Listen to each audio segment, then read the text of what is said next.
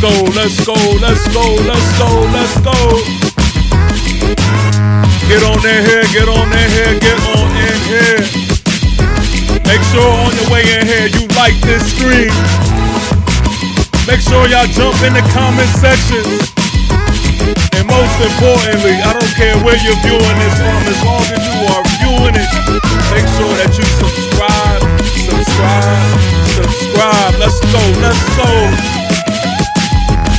It's an NFC East party.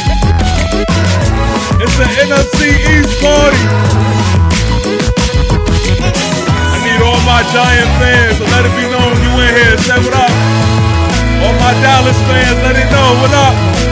Commander fans, where you at? Where you at? Eagle fans, where you at? Where you at?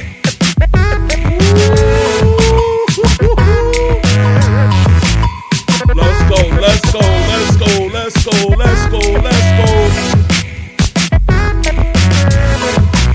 It's gonna be a good one, man. We're gonna talk wins and losses. We're gonna talk wins and losses. Let's get into it. Let's go. Let's go. Turn it up in this comment section. Let's get it. I see y'all. I see y'all.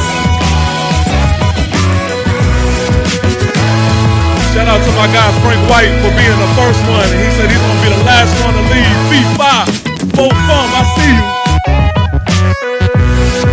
Commander fans is in here. I see y'all. I see y'all. Okay, okay, okay, okay.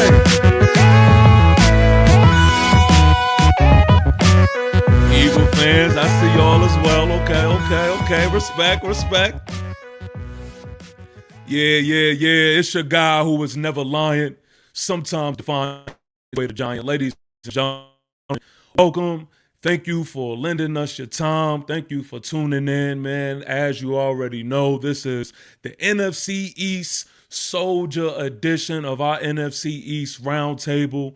And we are going to get it in, man, because we have some things that we want to discuss.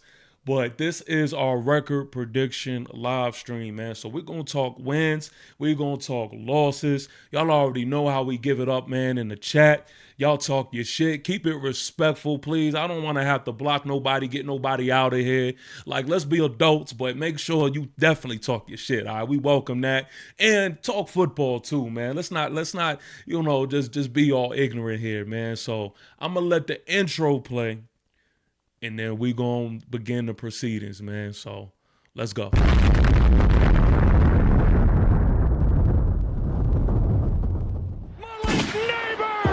Touchdown Giants! When he threw it, I thought he might have overthrown it, but quickly out of the backfield, Barkley slips 2 tackles and picks up the first down, jumping up in the air. What Tiki? What is that? Bro, I have never, ever seen that in an NFL game. This is a tough man matchup, so he's up there in press. Big ball by Dak Prescott. He throws that ball any lower, it's probably a pick. Good ball placement, then just look at the athleticism of Pickens. At 7, this one is launched from McLaurin. He's got it! Touchdown! Touchdown, Terry McLaurin! Big time sack, losing steam. Town is going crazy.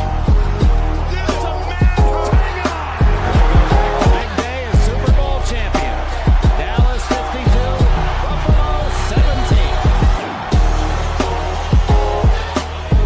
He's the Super Bowl MVP, and the Redskins the Super Bowl champs. 42-10. And the New York Giants, given last rites by many in December, are the Super Bowl champs in time. The Vince Lombardi Trophy is headed to Philadelphia. Eagles fly in Super Bowl 59.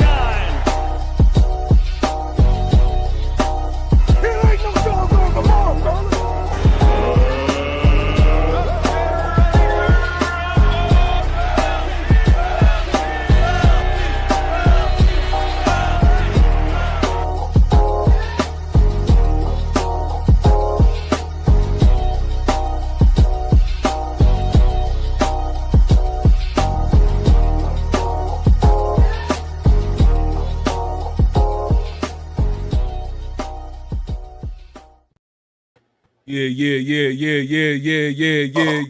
Yo, I'm not trying to like just hype myself, but that intro, man, that intro just, I love to see it. I love to see it. Hey, man, how y'all feeling, fellas? What up? What up? What's crazy is those highlights were from games y'all lost. Okay, Leo. See, here we go. All right, that's strike one. That's strike one. And you know why I'm mad that you said that? Because you ain't lying. Some of them joints. Yeah, we lost that Carolina Panthers game. I remember some of them games, and I'm mad because you is telling the truth a little bit. But you know, I'm gonna let that one ride for now. It's always let me call out one of your guys in the chat. It's always an Eagle fan complaining about some shit. Who's this? Lamont. Shout out to Lamont. Lamont talking about limited Eagle highlights in the intro. Man, I got everybody's in there, man. What you complaining for? Oh, leave it up to an Eagle fan, man. Shout out to Lamont, though, man. Golly, man. I see y'all. My people represent. Yeah, crying. Always wanted to be about them. Eagle fans always wanted to be about them. Oh, y'all not showing enough Eagle highlights. Man, I show everybody this. Man, anyway, fellas. That's that thirst for validation, bro. Hey, listen, man. I know y'all wondering, like, where's our commander representative? He actually just hopped backstage, but I have to give him his spotlight and show y'all this is last place mentality right here. Okay, the reason as to why he's here late is because this is last place mentality. Let me get Juan in here, man. Hey, he drinking already. God. Hey, that's that emotional shit. You know how emotional eating? He emotionally drinking. Hey, he don't even got the lights on in his house, man. He closed the curtains. Motherfucker got his shades on. Took the green screen down. Yeah, he's already in the morning. This is grief, y'all. This is grief. Oh, that's man. something else. God damn. Oh, man. This is sad, yo. You know, Juan got his shades on. Man, look. I wanted to first come on and say, you know, how y'all doing? You know, maybe We're great. Maybe I gotta start being a little bit nicer because the injury reaper yet again is messing with my team before we can even play a game. I didn't even know. So what are we doing tonight? I didn't know. We waiting for the record prediction, right? I thought we was waiting down a little bit later down the line to do that. We talking training camp today, right? Nah, we getting a record prediction now. I thought that was a little bit later down the line.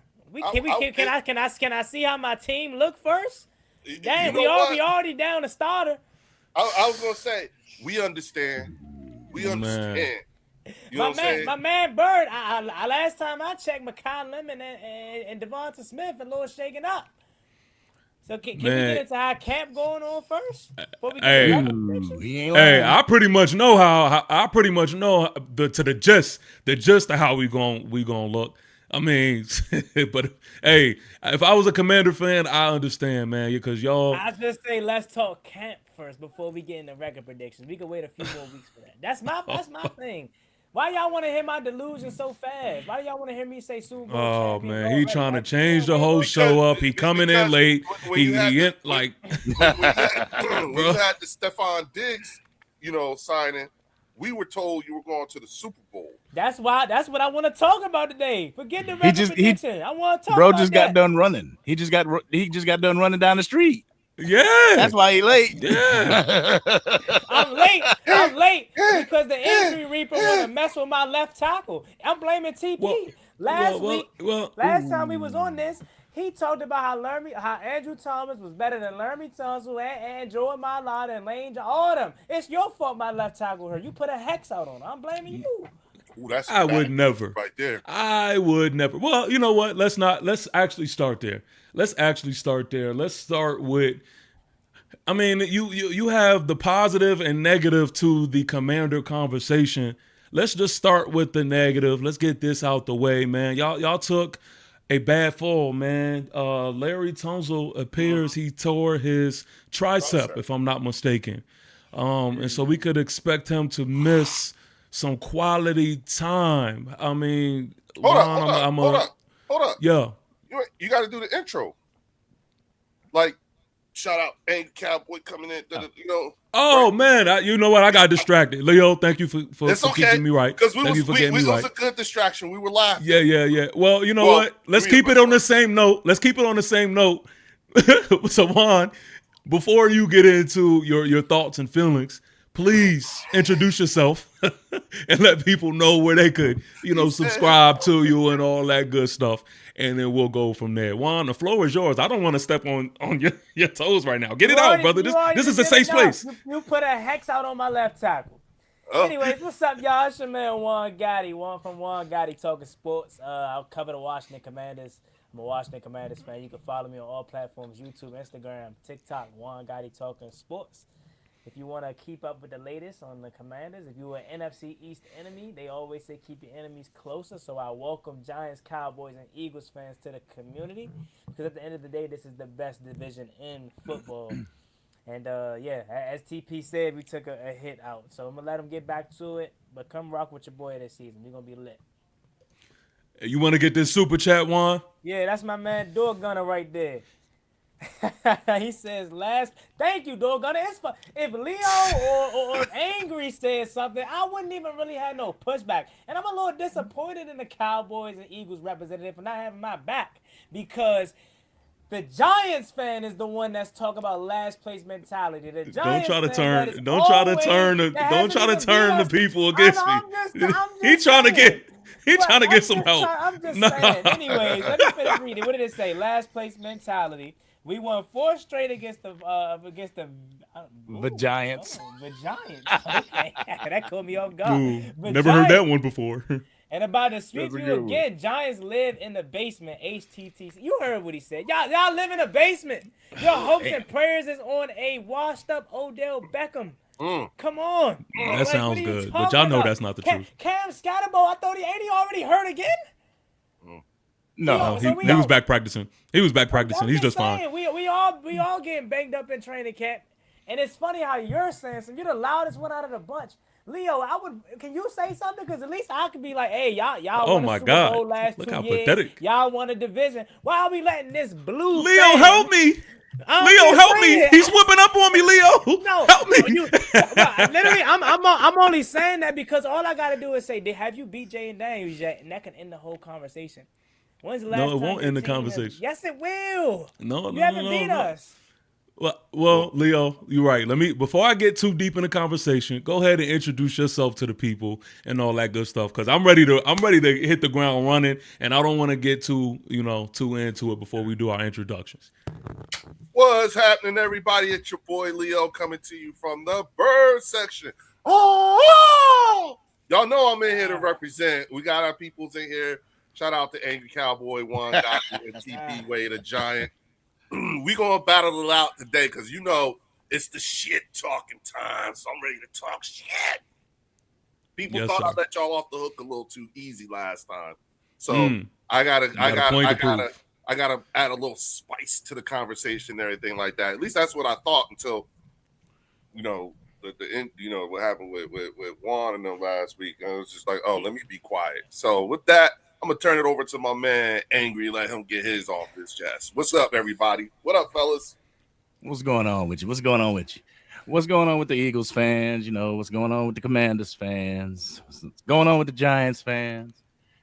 But what's really, really, really going on with them 5-time Super Bowl winning Dallas Cowboys fans? What's going on with your Cowboys nation? How y'all feeling out there? How y'all feeling? Y'all ready to get into this NFC East talk? Y'all ready to get it? Because we got some stuff to get off our chest. We got some feelings that might be hurt, but it's all love at the end of the situation because it is classy football conversation. And you know how Angry Cowboys fan come with that classy Cowboys conversation. So appreciate to see you guys. And, all I'm going to say is good luck this season.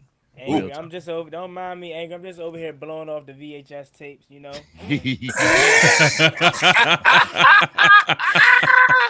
my man came with pop and everything.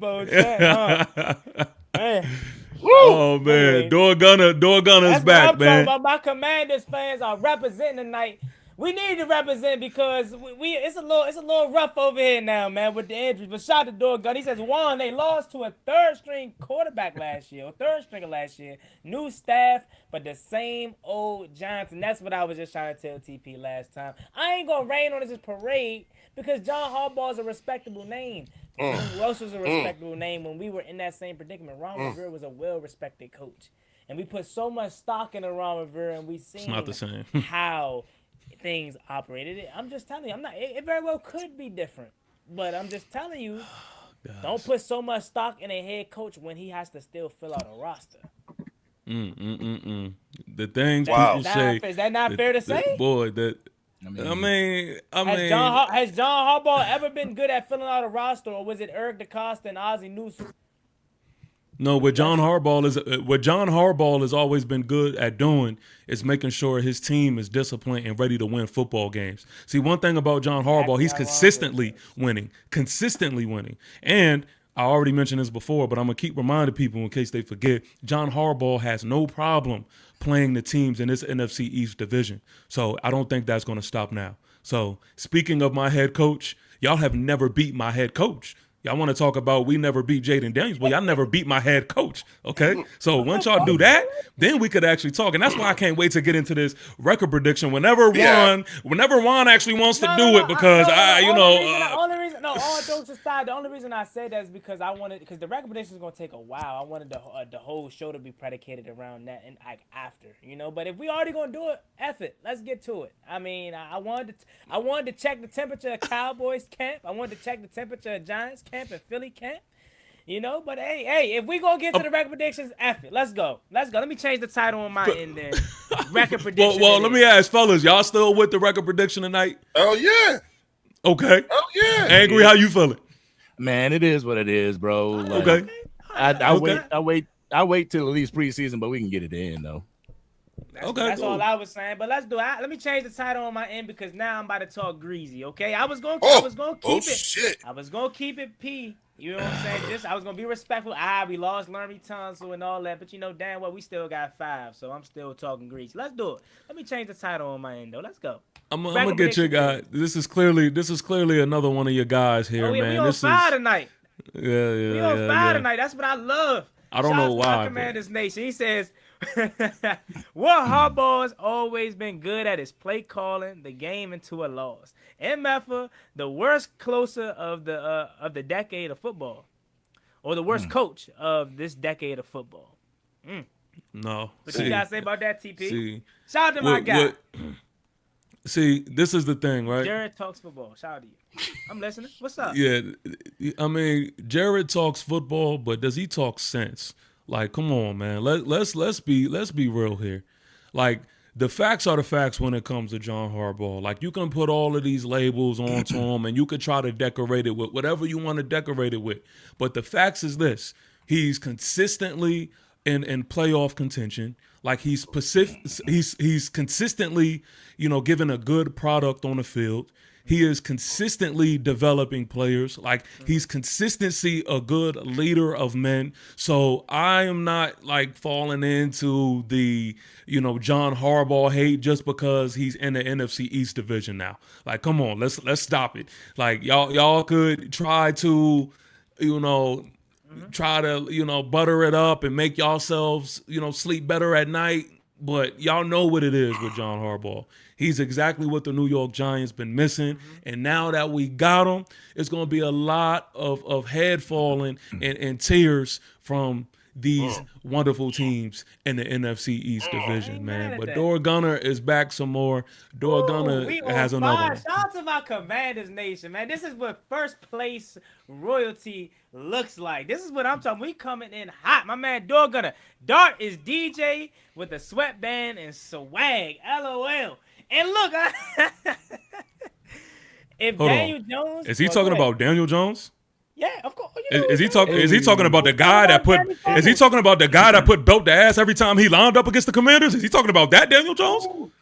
I know he ain't talking about that. Is he still y'all quarterback? All I know is Dak Prescott that put belt to ass to all you mother. No, not to Dart. Not to Dart. Oh well, Jackson Dart. That one game. We're gonna put belt to ass week 1. That one game we made y'all quit. You might as well go ahead and start out 2-0. Oh hell no! I'm gonna keep it a buck. Hell no! Oh, that's good. All right, I'm glad. Let's get it. I can't wait to get into it. Futuristic Willie is in the building, man. Go ahead, Juan. First place look like we coming in on fire tonight because we letting y'all boys know we taking the East this year. You know, my man Futuristic Willie.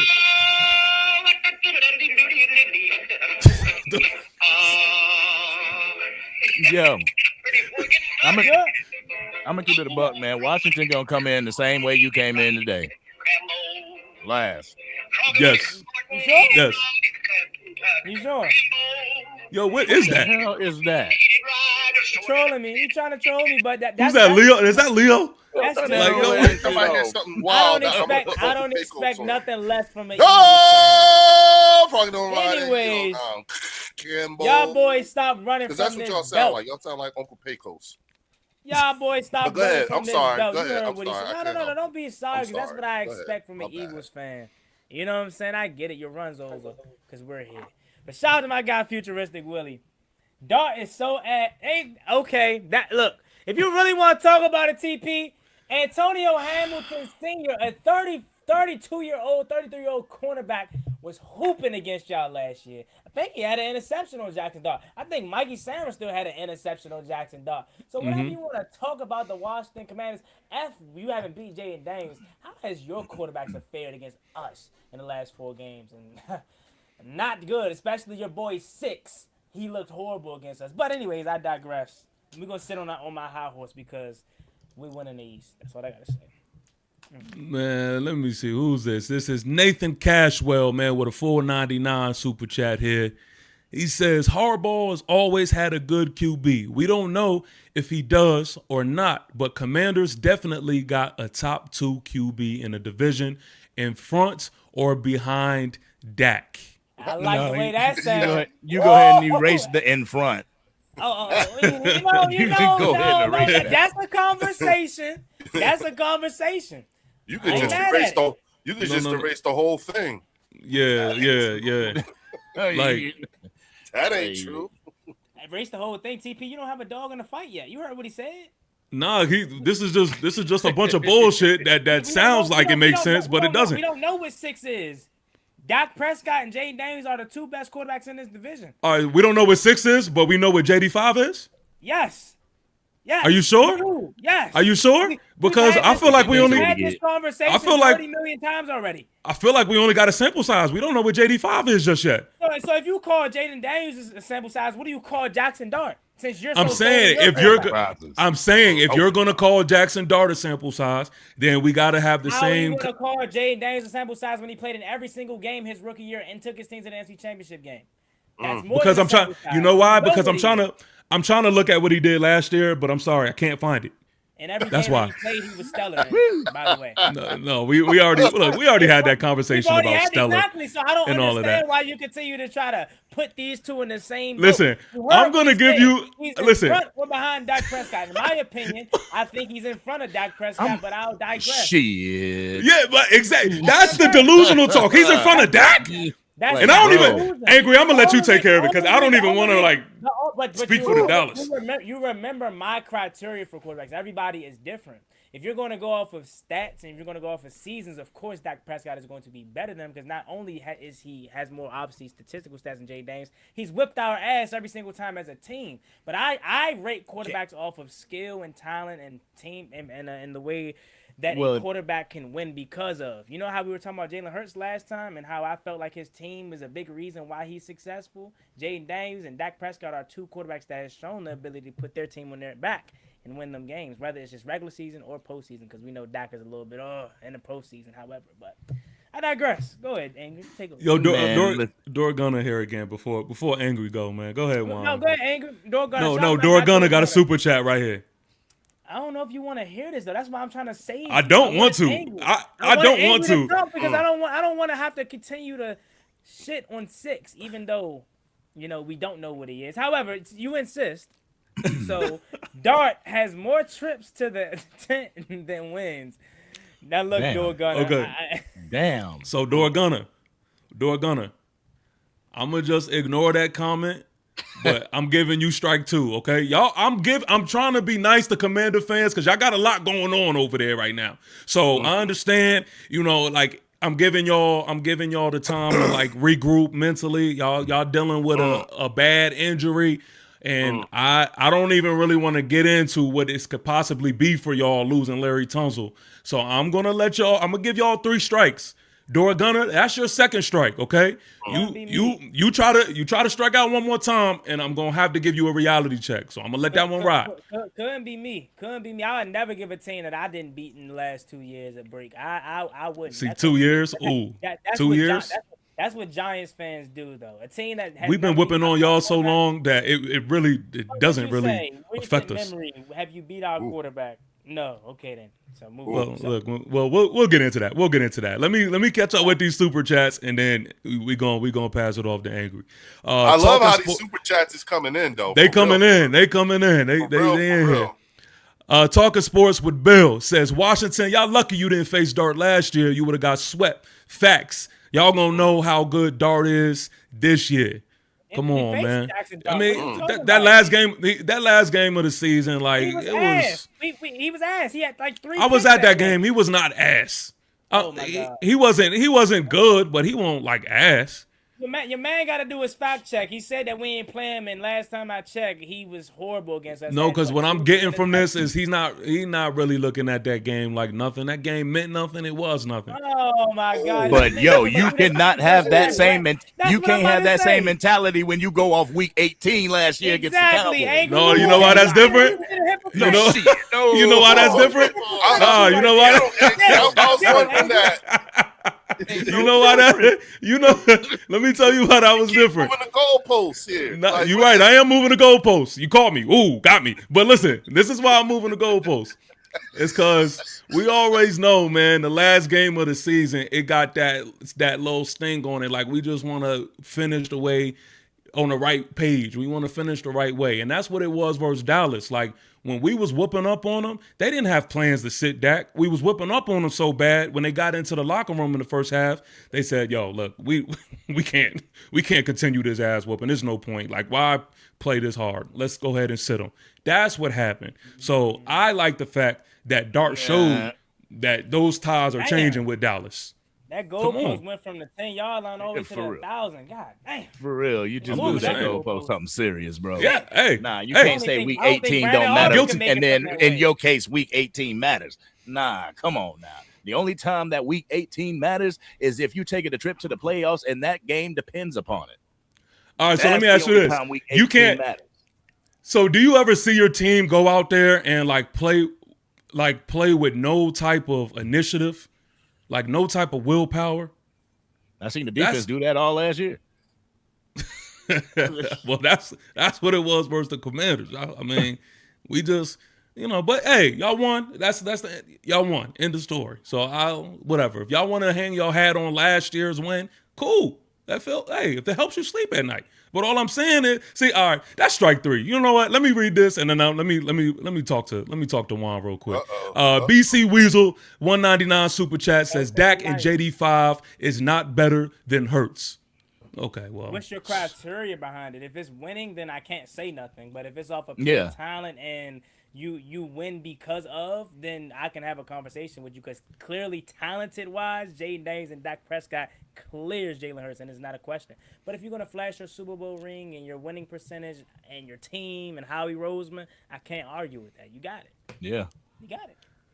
Nathan Cashwell, 499 super chat says JD's the best rookie ever for QB and took a bad team to NFC Championship. Put Dart or Hurts on that team, they don't make the playoffs. Like, that's the easiest thing to say, but I don't believe that. I don't believe that.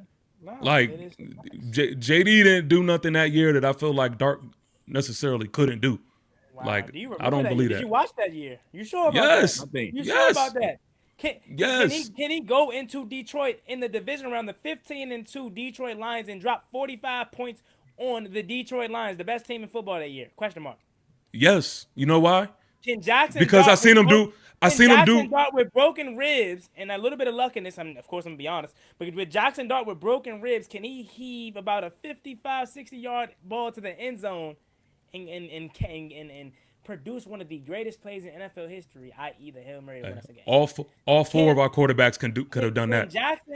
Can Jackson Dart go on the road in a hostile environment? And I don't even have to go to the playoffs win because you know that NFC Championship run. You were there. You were probably fuming at the mouth and upset. Can he go into a hostile environment on Monday Night Football against a hot Cincinnati Bengals team in terms of talent at that time? We're facing Joe Burrow, Jamar Chase, T. Higgins, and a loud jungle. That's what they call Cincinnati Bengals. See how he trying to hype the Bengals up? Cincinnati Bengals ain't had a defense in exactly. Thank you, Andrew. They ain't had a defense in years. But I'm about to prove my point even further. We didn't neither, and they kept scoring. Would Jackson Dart been able to continue to keep up with Joe Burrow and that hot fire offense and drop, 30, damn near 40 points on them? Would Jackson Dart be able to drop 40 points on a Cleveland Browns defense that was really good? On an Arizona, come on, bro. Come on, bro. Watch out, bro. No. Yes, because he's did it with a lot less. What do you mean? Bro, he didn't. We've had this conversation before. No. Go look at the... Just go look at the scoreboards. Like, go look at the stats. Go look at all the stuff that you need to look at. Go look at what Dart did it, how he did it, and who he did it with.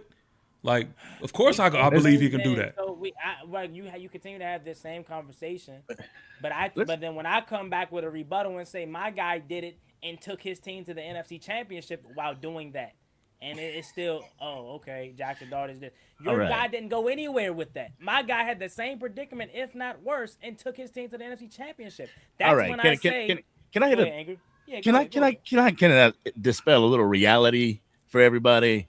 Go ahead. All of our damn quarterbacks got something to prove going up this year, as far as being on the field, availability, the second year jitters for you.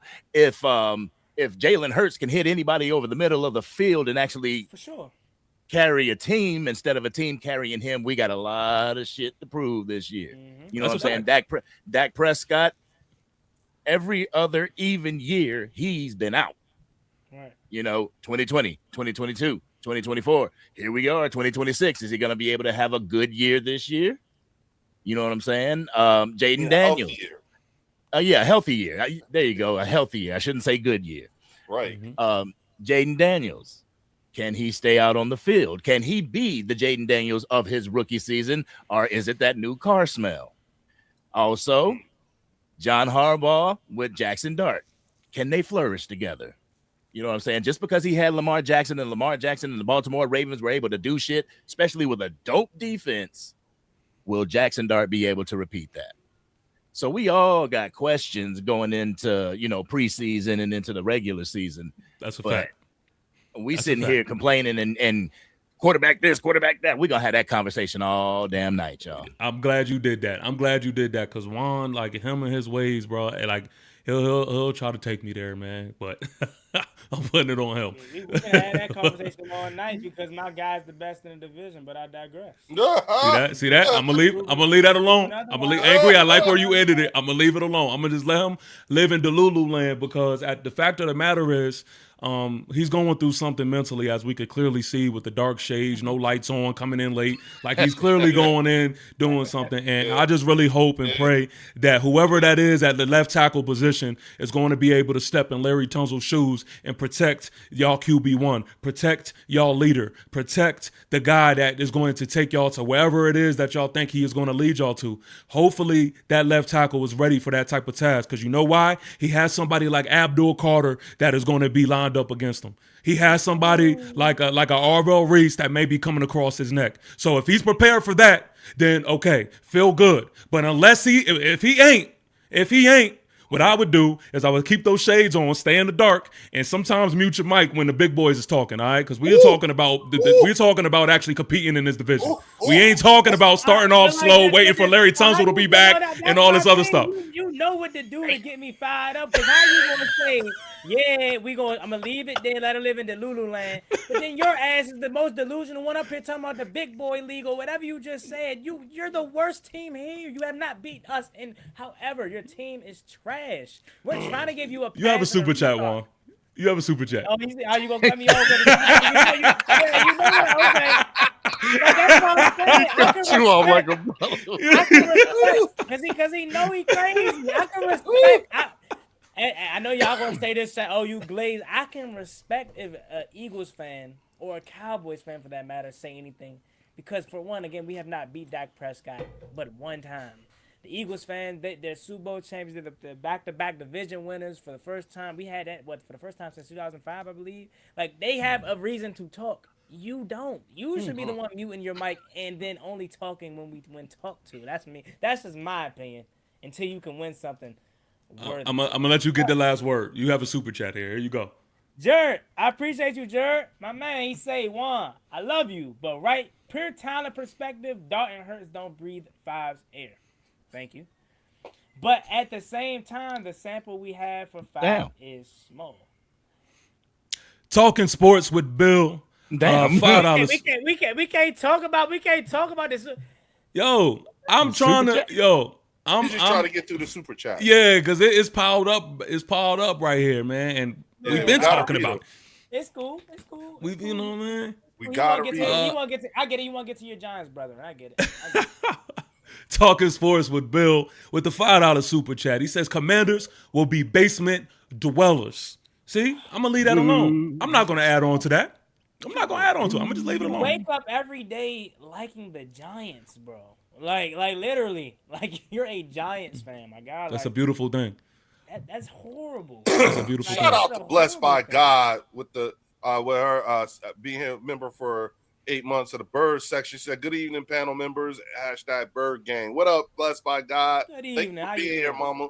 Letting everybody know my peoples is here to represent too. I got you. I'm just not engaging in the the loser talk, I guess you could say. Well, Leo's gonna have his time. Trust me. I got something for Leo too. He doesn't. Oh, I'm yet. sure you do. Yeah. I'm sure you do. Kim Ewell. Sorry if I mispronounced that. I tried my best. Kim Ewell Stewart with the $4.99 super chat says, Juan, your mic sounds low. Yeah, last place energy right there. I'm sorry, y'all. JD5 is light years better than Dart. There's no comparison. Excuse me. I don't even got time. I'm gonna try to fix my mic. I don't know what's going on, but we don't have to further that point. We already know that. I think the eye test know that anybody with half a brain knows Jackson Dart doesn't sniff the same air as Five. Like, come on, we know that. We got a small sample size. Bring back, start Jameis Winston. Like, start him instead. You know what I mean? I'd rather you have a conversation about Jameis eating W's Winston over Jackson Dart and Tip Pruitt otherwise. Yeah, you talking shit right now. Yeah. I'm just letting him get it out. I'm just letting him get it out. I love Jameis Winston and everything, but hey, Jameis Winston scared me more than Jackson Dart. Why? Because I know Jameis Winston could do what Russell Wilson did week 2 against Dallas's defense to anybody because he ain't scared to throw that pill. So they gonna put up points with Jameis Winston. I can't say that with Jackson Dart. Is that not facts? We're talking about the touchdown leader and interception leader. We know he's gonna sling that pill. Boy. Man, it's hard. It's hard doing the right thing sometimes, man. Once we get through these super chats, though, it's no training wheels. I'm gonna have to really talk to this guy. So low, though. Damn. Jared talks football with another $4.99 super chat, man. He says Coleman was our left tackle during that playoff year, by the way. Yeah. Kept a clean sheet against TJ and Miles. Yeah, they don't know that. Brandon Coleman, a guy that's going to be our projected starter, was a rookie in 2024, and he was our starting left tackle at the time. And the only reason we didn't start him was obviously because we made a trade for Laramie Tunsil. I think any team would do something like that. And he was pretty stellar against some of the best pass rushers in the league. So Abdul Carter and Arvell Reese and Kayvon Thibodeau, don't really scare me. And Brian Burns, we can have a conversation about. That's a dude right there. We can have a conversation about. I mean, all of them are official, but anyway, let's also talk about this, man, because I feel like we've been really trying to save his feelings here, but at this point in time, I got through my super chats. Like, I'm willing to really have the talk now. Can we stop being around the bush? Okay. Now the show about to start. That was yeah. Like now we gotta really get into it. So Juan, congratulations on your new addition to your Washington Commanders. Right, you got a Stephon Diggs. I do think that it's a positive for y'all. I think that it is something to put on a scouting report. I think it is something that is going to help JD5 and even help old man McLaurin. Excuse me, Terry McLaurin.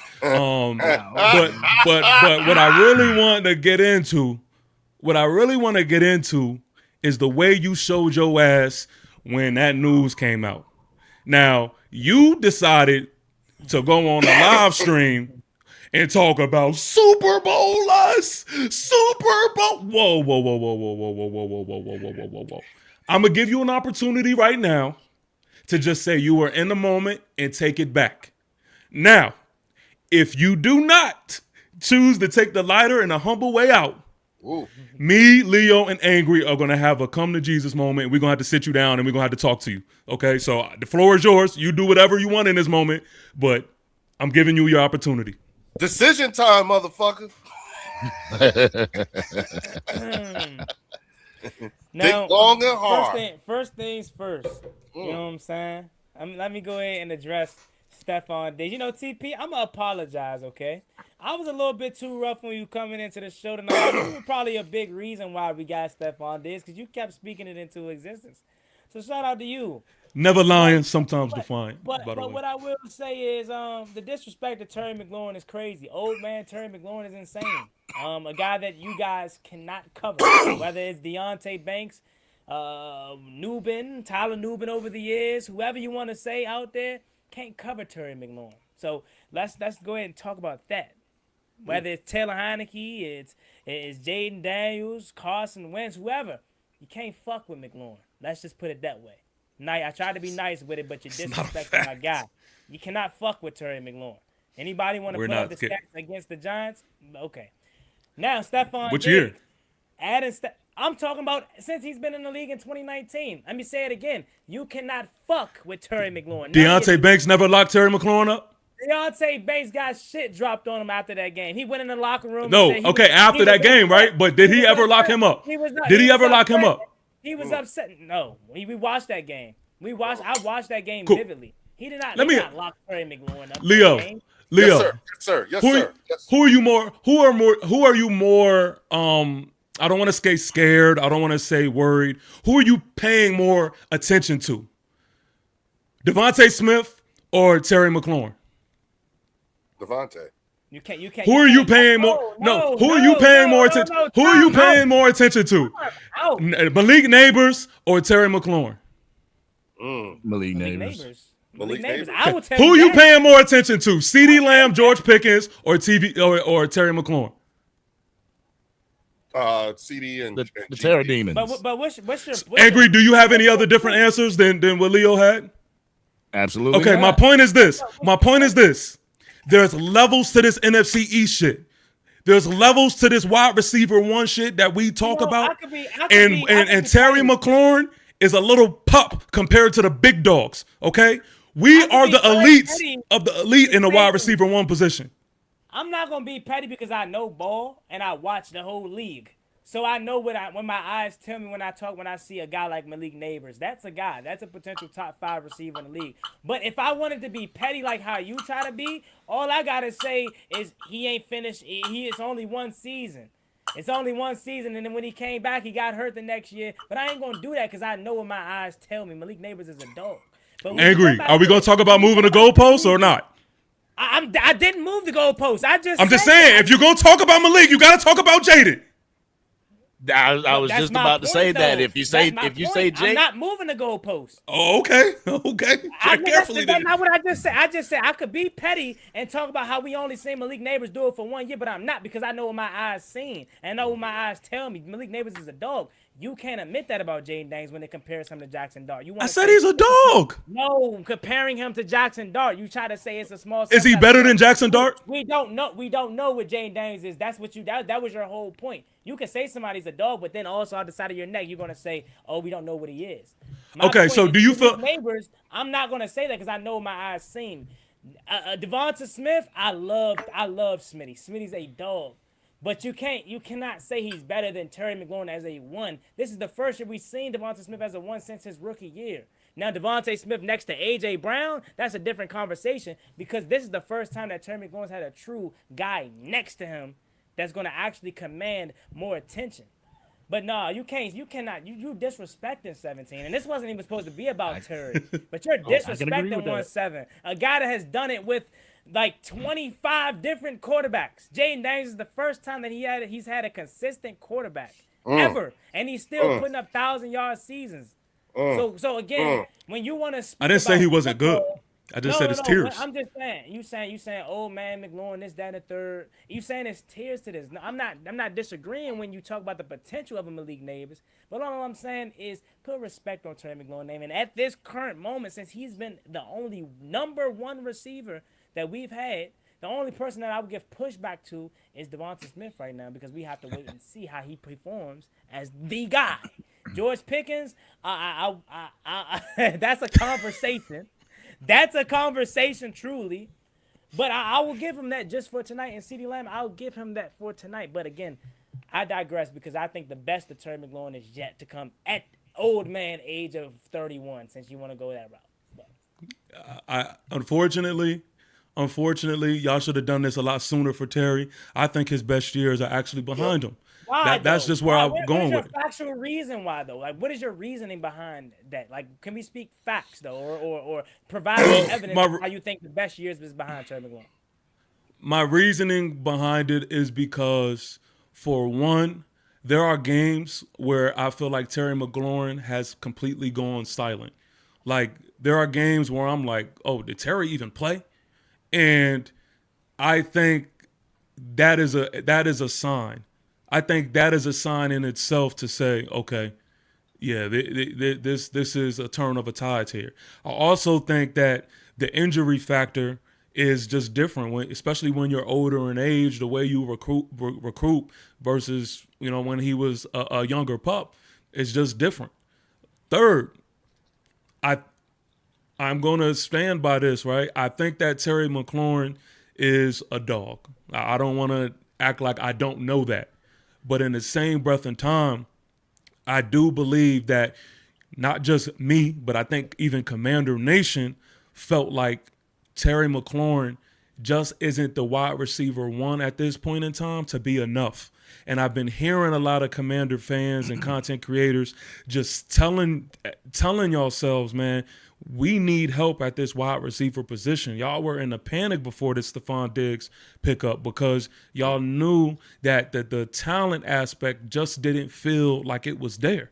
Now, y'all could sit here and take a deep breath now because you have Stephon Diggs, but I was paying attention to what y'all were saying. There were some conversations as to the target pieces that y'all had. So that's it. I mean, look, I'm glad he has some help because, like I said before, I actually want to see that before. Not even buying that. Look, Angry shaking his head. He don't believe half Oh of no, what you're saying. no. I mean, I was just shaking my head at you were saying that Terry McLaurin cooks, the DBs and everything.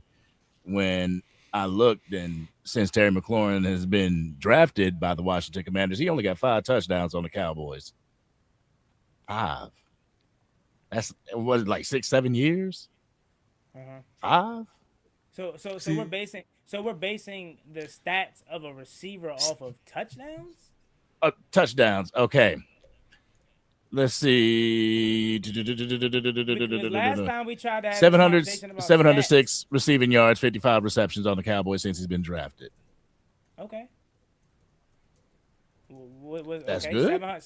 700 yards from a guy that has had 25 quarterbacks, 16 different offensive coordinators. The only guy out there that provided any type of spark for our offense.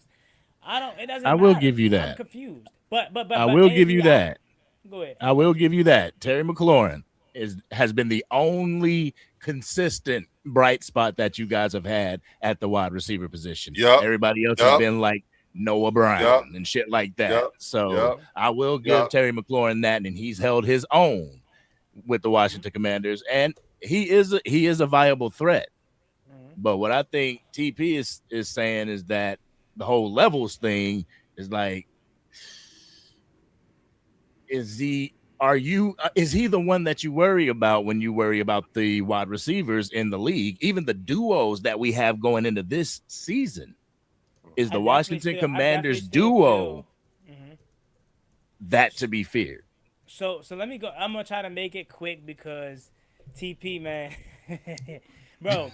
First of all, you talked about his injury history, or as you get older, injuries tend to affect you and you don't recover the same. Terry McLaurin, for one, isn't your average. That's why I said, are you sure you want to have this conversation? He's not your average 30-year-old guy. He came in the league at 25 years old, meaning his tread on the tires isn't the same as a typical 32-year-old wide receiver. That's for one. Terry McLaurin has not had no true major injury. Stands for last year, which was a hamstring soft tissue injury. For the first time in his career, he's missed significant time. When you talk about a guy that has he goes silent in games, it's going to sound like Coach Spiegel. It's going to sound like excuses. But again, we watch our team closer than anybody up here. I watch the Commanders more closer than anybody. Leo watches the Eagles more closer than any of us. Right. Same with you, Giants and Cowboys. So I can sit and talk facts with you about Terry McLaurin going catchless or targetless in the first half of games because of Eric Bieniemy, because of Cliff Kingsbury, because of Scott Turner's failure to get him the football, regardless of any type of situation. But you're not going to want to hear that. It's going to sound like excuses. So all I'm going to say I'm going to say is Terry McLaurin, the best is yet to come. And when I asked you, what is your evidence to prove? The best for Terry McLaurin is yet to come, even at 31, 32 years old. His best football has still not been played. He's finally has a quarterback, and I think y'all are not putting stock into another weapon. You tried to make it seem like we were crying for another weapon because we weren't fine with Terry McLaurin. That's not the case. We were crying for another weapon because we see teams like the Eagles have two elite wide receivers, and we seen what that do for them. We seen a team like Dallas last year offensively angry. If you had a half of a defense, you're probably in the NFC Championship game. We seen what George Pickens and CeeDee Lamb could do. And we can have this conversation, all J-Mo and Amon-Ra St. Brown. So we're having this conversation at Jordan Addison and Justin Jefferson, Jamar Chase, T. Higgins. We having this conversation because we're like, damn, we know we got a dog at the one, but if a defense only has to worry about him, it's clearly going to be harder for him to truly produce the way that he can, and he still has done it. Now imagine adding a Stephon Diggs to the mix. That's going to free up him, and not only free up him, but allow another guy in this offense to truly produce, because as Angry hinted to, it was Noah Brown. It was Robbie Chosen Anderson. It was Chris Moore. It was Dontrell Inman. It was Antonio Gandy Golden. It was Jahan Dotson. It was nobody else outside besides 17, so I digress. But now y'all going to the Super Bowl though. Say it again. But now y'all going to the Super Bowl. That's what y'all. To me, of course, who would I be to not stand on what I said? You know what I mean? Of course. Where we from over here, we ain't gonna back down from what we say. So yes, I'm gonna stand on it and say yes. Adding a Stephon Diggs is a piece that, because for me, and this is before Laramie Tunsil went down, of course, and things like that. So I'm telling you my mind frame, right? Of course, to me, that was the missing piece. Our defense is going to be phenomenal this year. You know what I mean? I think our offense is going to be really stellar as long as Five stays healthy. And the biggest question mark we had on the offense besides center was the wide receiver 2 position. So getting a guy like Stephon Diggs, yes, it puts us in a position to be able to go take a trip to Cali and go play in a Super Bowl. Damn right, I'm gonna be. Can I say something real quick? Leo, before you get there, I want to give a giant salute to Tribe Called Quest, man, for the 1999 super chat. He's one of the elders from the Bird section, like the Linda Conyers. He's a shout out to the Tribe Called Quest. What I'm saying? He said, "How is it we got over 60 watching great content and only 19 likes? We actually got that shit. 3 watching.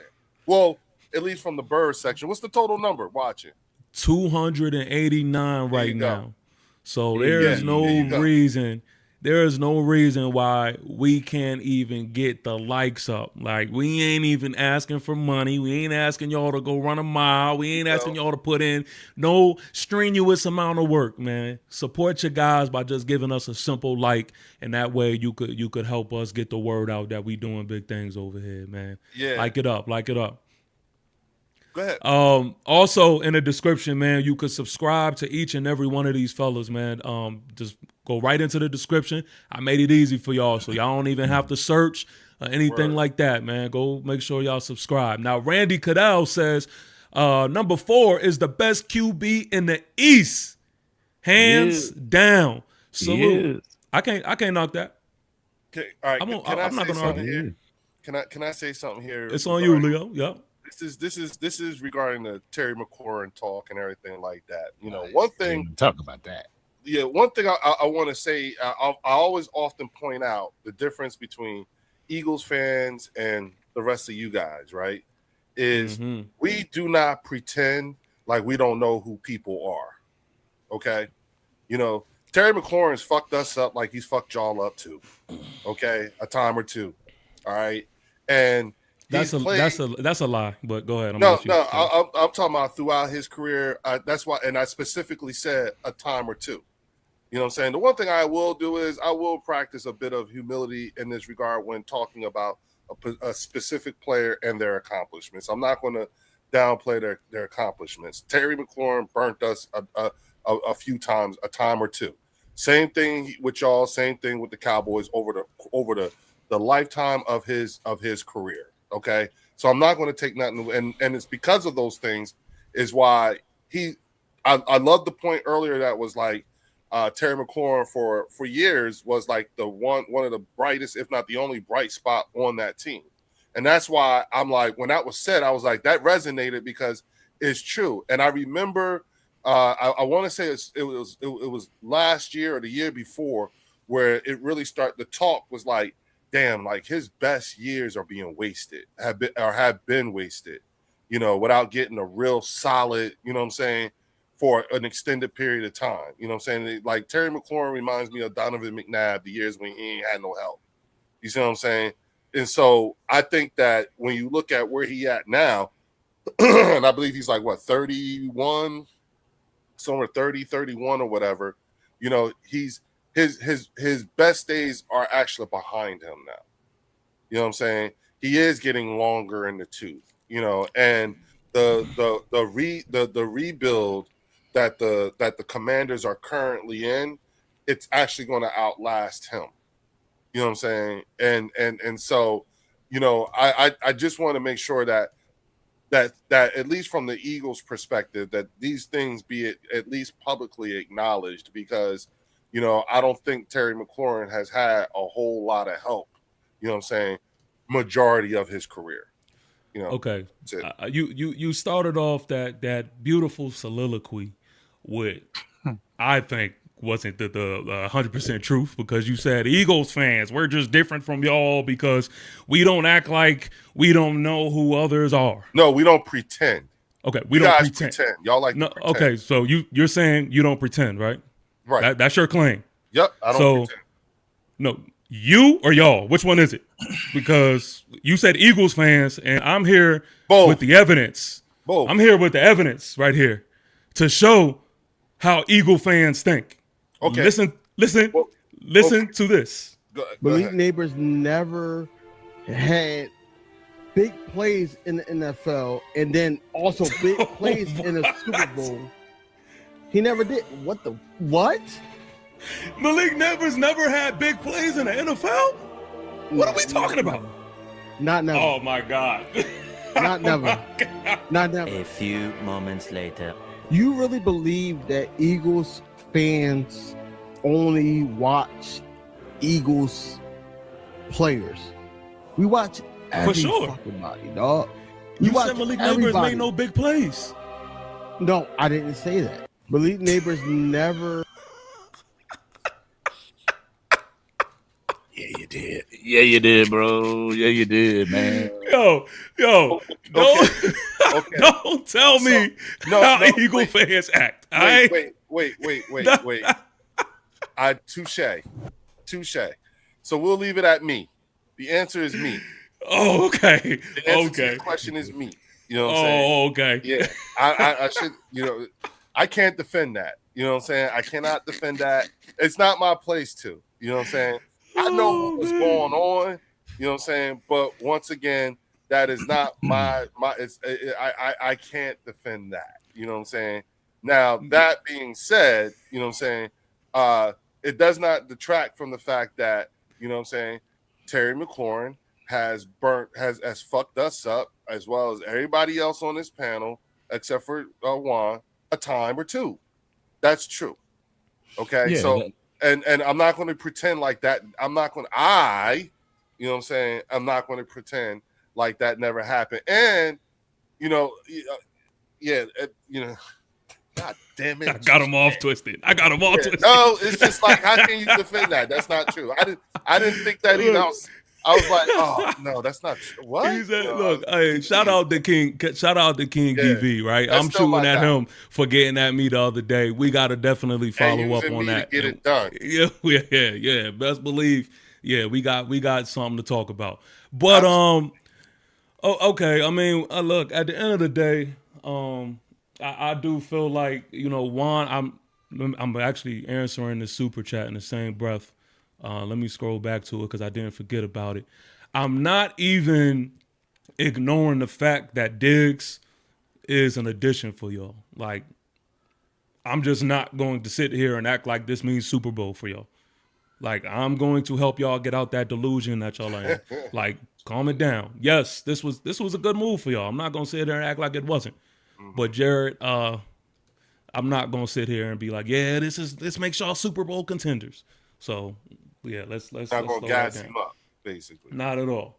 Right. Let's move on to Philly a little bit, man. So I guess we'll do the record prediction because we an hour in already. So I'm not even gonna try to squeeze that in. But right. What pause if necessary too. Philly, the question that we have for y'all is lemon a lemon. Makai Lemon has missed 4 consecutive practices. And when I try to talk, to Philly Nation as to, how is Makai Lemon doing? How does he look? Everybody's answer is consistent, is they don't know because he isn't practicing, right? And so I want to hear from you. What is your mindset right now going into the season, knowing that you don't have an idea on what Lemon is? At one point, he was supposed to be one of your talking points. He was supposed to be one of your. I still haven't changed. I still have him on as my projected, but that's only because I haven't changed it. But that's not how It's not. But this is the prime example. Like at one point, he was your projected wide receiver too. Right. And so I just want to hear from you. How do you feel, now? How do you feel going into that now? If I would say I would feel a lot more concerned than what I actually am if we didn't have the wide receiver group that we have. So and because not only has he not been practicing, but Devontae hadn't practiced either because they both are nursing hamstring injuries. So I do believe that him not practicing this much is really out of an abundance of caution because he's a number 1 draft pick. Soon as Devontae tweaked or whatever his hamstring, you see they sat his ass down real quick. So I do believe that him being sidelined like he has is. I'm not saying there's nothing to it, but I do think that maybe it might be out of a bit of an abundance of caution. That being said, what I'm saying, the stories coming out of camp is about, we're hearing a lot about Dontavian Wicks and Hollywood Brown, who's feeling like this is the best he's felt in years coming off of that, coming off of a Liz Frank injury. Like he doesn't have any lingering things going on. So, and the way he's been playing in camp is evidence of that. It's one thing when a player tells you something, but it's another thing when they physically go out there and actually start doing it. We've had the back and forth, and the back and forth being one day the offense is doing well in camp, the next day they're not doing well. You know, same thing on the defensive side. And that's actually a good thing, only because, you know, Vic Fangio did his interview last week, and he talked about how, you know, the way Sean Mannion has been doing things, it's like they're changing things at the line of scrimmage and giving them looks that they had never seen before, which last season, teams that did that were very successful against the Eagles when they would do stuff like that. So the fact that they, you know, the offense does these, you know, Sean Mannion does these little installs where, you know, because the defense has never seen this before, you know, that day the offense wins, but it literally is just a day. And then the next day you'll see the defense have a better day than the offense because they figured it out. So the fact that they're doing this is great for this defense, because understand something, when you talk about the Philadelphia Eagles, our biggest, you know, our strongest continuity is actually on the defensive side of the ball, because we have the third year coaching staff, and there are a lot of guys on the defense who are going into their third and second year of the Vic Fangio experience. So I get that. And it's great when you as a defense, you have to see you have to play against this offense, because it helps you to learn what you're going to do when other teams start doing the same damn thing. The other ones that you're going to hear about a lot is Darius Cooper as well.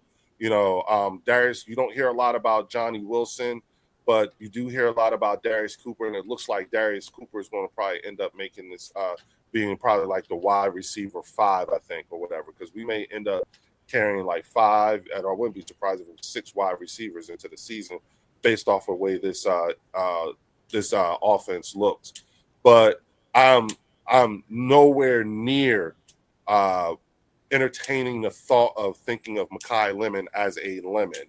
Not with, you know, I mean, he did get to go to Orlando with Jalen and the guys. I don't discount the fact that he's missed an absorbent amount of practice and reps, you know what I'm saying, to develop chemistry with the quarterback and everything like that. But again, if I did not have the wide receiver room that I have, I would be more worried, but I'm not really. You know, like I'm not going to say I'm not worried. I'm not ready to put the lemon moniker on him when there's no need for us to rush him back. You need Malik Nabers in your offense way more than we need Mekhi Lemon in our offense. Why'd you just compare them to? What are we talking about? Because the reason why I'm comparing them is because in terms of importance to the team and the offense, Malik Nabers is way more important to your offense, who's coming off of a ACL injury, than Mekhi Lemon is going to be for our offense with a hamstring tweak. He's not. Of course, he's our number 1 receiver. Again, all I'm doing is I'm just making the comparison. I'm not trying to say one is better than the other or whatever. I'm just saying, if we're going to compare, to give you a better perspective, because we got the personnel that we have, it makes a Mekhi Lemon we don't have to rush him back. We don't he needs to be out there. I'm not going to deny that he don't need to be practicing and developing that chemistry and everything like that.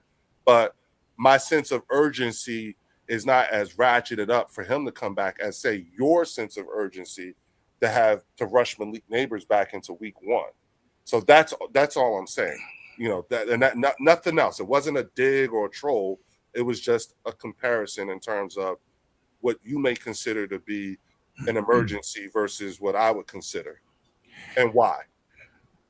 Yeah, I've seen it a number of times in the chat, and I've been thinking the same thing. Been actually looking it up, and bro, there's been this narrative about Jalen Hurts not being able to throw across the middle. Mm-hmm. Having Devontae Smith, I don't know how tall Devontae Smith is, but having a taller, bigger body in AJ Brown. Now you got Hollywood Brown, that's 5'9". You got Mekhi Lemon, that's 5'11". Like, people in the chat, I kind of agree with them, because y'all have a lot of slot receivers. You know what I'm saying? And tight ends. and tight end. slots and tight ends. So where do all those guys meet on the field? Yeah, In so the middle. Leo, real quick before you answer that, shout out to the Real Prince Castro for the $5 super chat. Fee 5 for fum. TP Waiter General Stephon Diggs just disgusted me with the Washington cockroach signing. Yeah, you know they trying to do something over there, man. You could only respect it, but you know, unfortunately, in the same breath and time in the same week, you know, they take 5 steps forward and they took 10 steps back. That's the unfortunate part of it. But yeah, go ahead, Leo. No, Angry was asking a question. No, I was asking you, like, he was waiting on you to try to butter up the bullshit constant with your small wide receivers that you have. have. You said you had the tight ends. Yeah, you said where did they meet in the middle? In the middle, right? And I also said that Jalen Hurts has an issue with placing the ball over the middle. Can he do it? Don't know. Much to be desired. Has he done it? Yes, of course he's done it. You know, but that is the narrative. I mean, even coming from Philly radio and stuff. Well, and I've warned you. I've warned all of you about that. You know what I'm saying? Like for Eagles fans, whenever someone outside of the fan base does like a troll and everything like that, depending on the wording of the troll, we know exactly where it came from. We can tell. Everyone can tell. You know what I'm saying? And it's one of those things where that's why the media is in such disconnect when it comes to the actual fan base. Now, here's the thing. You know, I am not going to I don't entertain the thought that Jalen Hurts can't throw up the middle. Because you haven't seen him do it doesn't mean he can't. You know what I'm saying? It's just because you haven't seen him do it a lot doesn't mean that he can't. You know, and then when you don't see it, here's the thing. He won't. No. I said when you don't see it, no. Sometimes you saying you ain't gonna say he can't. So does that mean he won't? No, I didn't say that. No, he won't when he don't trust you. What you like, y'all don't realize it, but no, like let me just say this to you. You do realize that he was sitting there yelling and screaming with Kevin Patullo last year. You do realize, like, when he has a problem with the offense, it comes out. Part of that probably has something to do with that. So, like I said, I'm not going to say that he can't. And if he won't, it's because there's a bigger issue. He don't trust you. And that's what, and y'all don't know what y'all looking at when you see it. And so it gets misinterpreted in other ways. And so that's what I'm telling you. You know, like, and I've often asked you guys this, you know, like you've had Jalen Hurts now for 7 years. And anytime whenever there's a deficiency, is there anything about Jalen Hurts that would lead you to believe, based off of the 7 years you've had to evaluate him, listening to what other people have said, like a Tom Brady, a Wink Martindale, Peyton Manning, you know, those guys, when you listen to them say the things that they say about him, is there something about Jalen Hurts that would lead you to believe that he is not going to do what he needs to do in order to fix whatever shortcomings that he has? You don't think that he has it in him to try to work on those things, to answer those questions himself? And the thing that I think that you all ought to be aware of is that you, for the last 7 years, have been playing against an underdeveloped quarterback. And the reason why is because, no, you have never seen AJ. You have never seen, some of y'all say, I ain't never seen Jalen without AJ. Can he do it? Can he do it? But you stop short of saying you've never seen him with a 2-year, 3-year offensive coordinator. This is scary. Like, what I will warn you is that you're about to face the scariest versions of Jalen Hurts. His best days are still ahead of him. All right, y'all got to stop this shit, man. First Juan, now you, man. Like, come on, man. Like, y'all got to stop. Wait, TP, hold on. Because come on, yo. Your team, okay, the Cowboys and the Commanders, all of you, in order to get into winning championship ways, have our DNA. You hired one of our coaches who we had for 10 years. You guys hired our other coach we had for almost 3 years. and then you hired our quarterbacks coach for your quarterback. So there's Eagles DNA swimming all through your team. So realize something. You're talking to daddy. Daddy. You want Get the fuck we can say that you won your Super Bowl through Cowboys DNA with Kellen Moore. Definitely New York Giants. I mean, there wouldn't be no Super Bowl without Saquon Barkley. So what are we talking about here? Shane Steichen did not play for the Cowboys. I don't know. He What did are we not talking coach. about? There would Kellen be no Moore Super. did? No, but Shane Steichen did. We daddy. So my listen. question would be, right, like, I hate that narrative of, oh, you want us to feel sorry for Jalen Hurts because he's getting an offensive coordinator every Nobody wants him to feel sorry. That's what happens when you win. When you're a winner, you're gonna always have people poaching from your team. So I don't want to hear. Wait, hold on. I don't disagree with that at all. Don't try to use that as a point as to why we should feel fearful of Jalen Hurts this year. Time out. I don't disagree with that at all. But what I will tell you is that even with that mantra, 7-7 is a bit abnormal. Even when you say that, Juan, and come on, that's crazy. 7-7. Bruh, and but why? Listen. But why? My question is why? What is going on for the constant offensive coordinator change? You're winning. You're either getting a job or you're getting fired. So out of those 7 years, well, really, what? 5, because y'all are you counting the college years too? Because I hear Eagles fans want to count the college years as well. It's actually, I think it's like 11 or 12, something like that. If you go, we'll just go with the pro years. Yeah, that's why I said 7. That's why I said 7. I'm asking you a question. Out of the 7 years that Jalen Hurts has had the constant offensive coordinator change, how many of those offensive coordinators were fired and not just poached off your staff because of a promotion, a head coaching job? Kevin Patullo, you said fired or hired? Fired. Like y'all got rid of him because of bad play calling. Kevin Patullo, Patullo, Brian Johnson.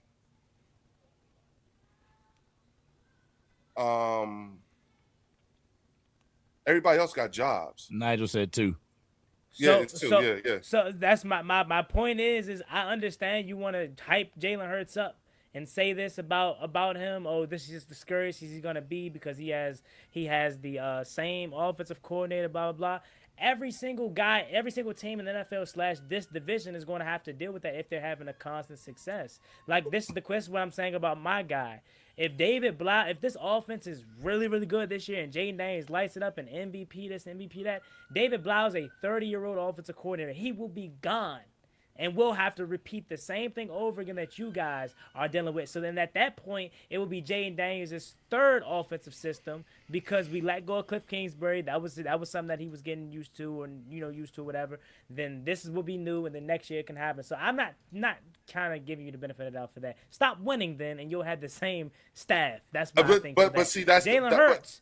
But wait, my point in all that is let's say this. Would Jackson Dart, Jaden Daniels, and Dak Prescott. Well, let's take Jaden Daniels. Let's look at Dak. Let's look at Dak and Jackson Dart. Okay, if they had, do you think that they would be who they are today if they had to deal with it every year for the first 7 years of their careers? Would they be the same if they had to have constant quarterback change? I mean, offensive coordinator. Yes. Are we taking everything else into situation? Because I think every other absolutely, team but I think, hold on, time out. Wait a minute, Juan. I want you to listen to me very carefully. No, I'm listening. No, listen. No, stop. Listen. I want you to listen to me very carefully. When I ask you a question, the question that I ask you, you take it at face value. You don't need to hook it with, are you talking about? No, I asked you if Jaden Daniels had to deal with if your quarterback had to deal with a brand new offensive coordinator every year for the first 7 years of their career. I am asking you about an offensive coordinator in 7 years. I'm not asking you about circumstances or anything like that. I literally asked the question. The question that I asked is what I asked. Then you can't answer that question because you said okay. No, listen. Let me finish. Let me finish. No, because you answered what it. I'm saying, You can't answer. What I'm about to so say. Angry. Leo, let him go. Leo, let him go. Leo, I want to hear what you're gonna say. When you ask the question, you say I'm only taking it at face value. No, I said you can take. When I ask you a question, you can take it at face value. Okay, so I don't need you to tell me. I don't need you to say, listen, are you talking about this or I'm talking about OCs? When I listen to questions, I answer it with sense. So when you ask the question of if can Jaden Daniels, Jackson Dart, and Dak Prescott all do what Jalen Hurts did if they had to change offensive coordinators for every single year of his career, my answer would they be who they are today? My answer would be yes, but it's not because of Jalen Hurts and the ability to be able to adapt to new offensive coordinators every single year. It's because of what is built around him because of Howie Roseman. AJ Brown was still there. Devontae Smith was still there. The offensive line was still there. Your defensive pieces were still there. Vic Fangio was still there. So the core of the team is still the Philadelphia Eagles, regardless of if Shane Steichen got a job, Kellen Moore got a job. That's the reason why Jalen Hurts is still successful. It goes back to my main point. Jalen Hurts is a winner because of the Howie Roseman effect and them building a team around him. So if Jackson Dart was inserted into Philadelphia, yes, you all would still be successful. If Jaden Daniels was inserted into Philadelphia, you're damn right you would be successful. You would probably have back-to-back Super Bowl rings. If that you're cooking. You went out. You went out. Something happened. You was cooking. Something happened. If Dak Prescott was inserted in Philadelphia, the same success would still be there. So that's what I was trying to say. No. Kenny Pickett stepped in and looked good right there. But go ahead. Hey, real quick, super chat, man. P. Warvey, $4.99 super chat. He said, it's hard as hell to be consistently good with a head coach that doesn't call plays. That's simple math. The evidence speaks for itself, Your Honor. That's not right. That's not right. The evidence speaks for itself, Your Honor. What do you mean it's hard to be consistently good? What are you talking about? We went 11-6. We went 14-3. Then we went 11-6. Then we went 14-3. How many offensive coordinators has Jalen Hurts had since being in the NFL again? 7. Yeah. All right. No, 6. I'm sorry, 6.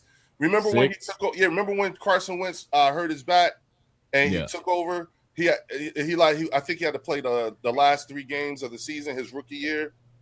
So that was Shane. So that was that year, and then he had Shane for 1 full year as a starter because remember we got rid of Carson that year, that off season. So it's 6, but it's 6. He's had a different offensive coordinator every year. He's been the full-time starter. Let's say it like that.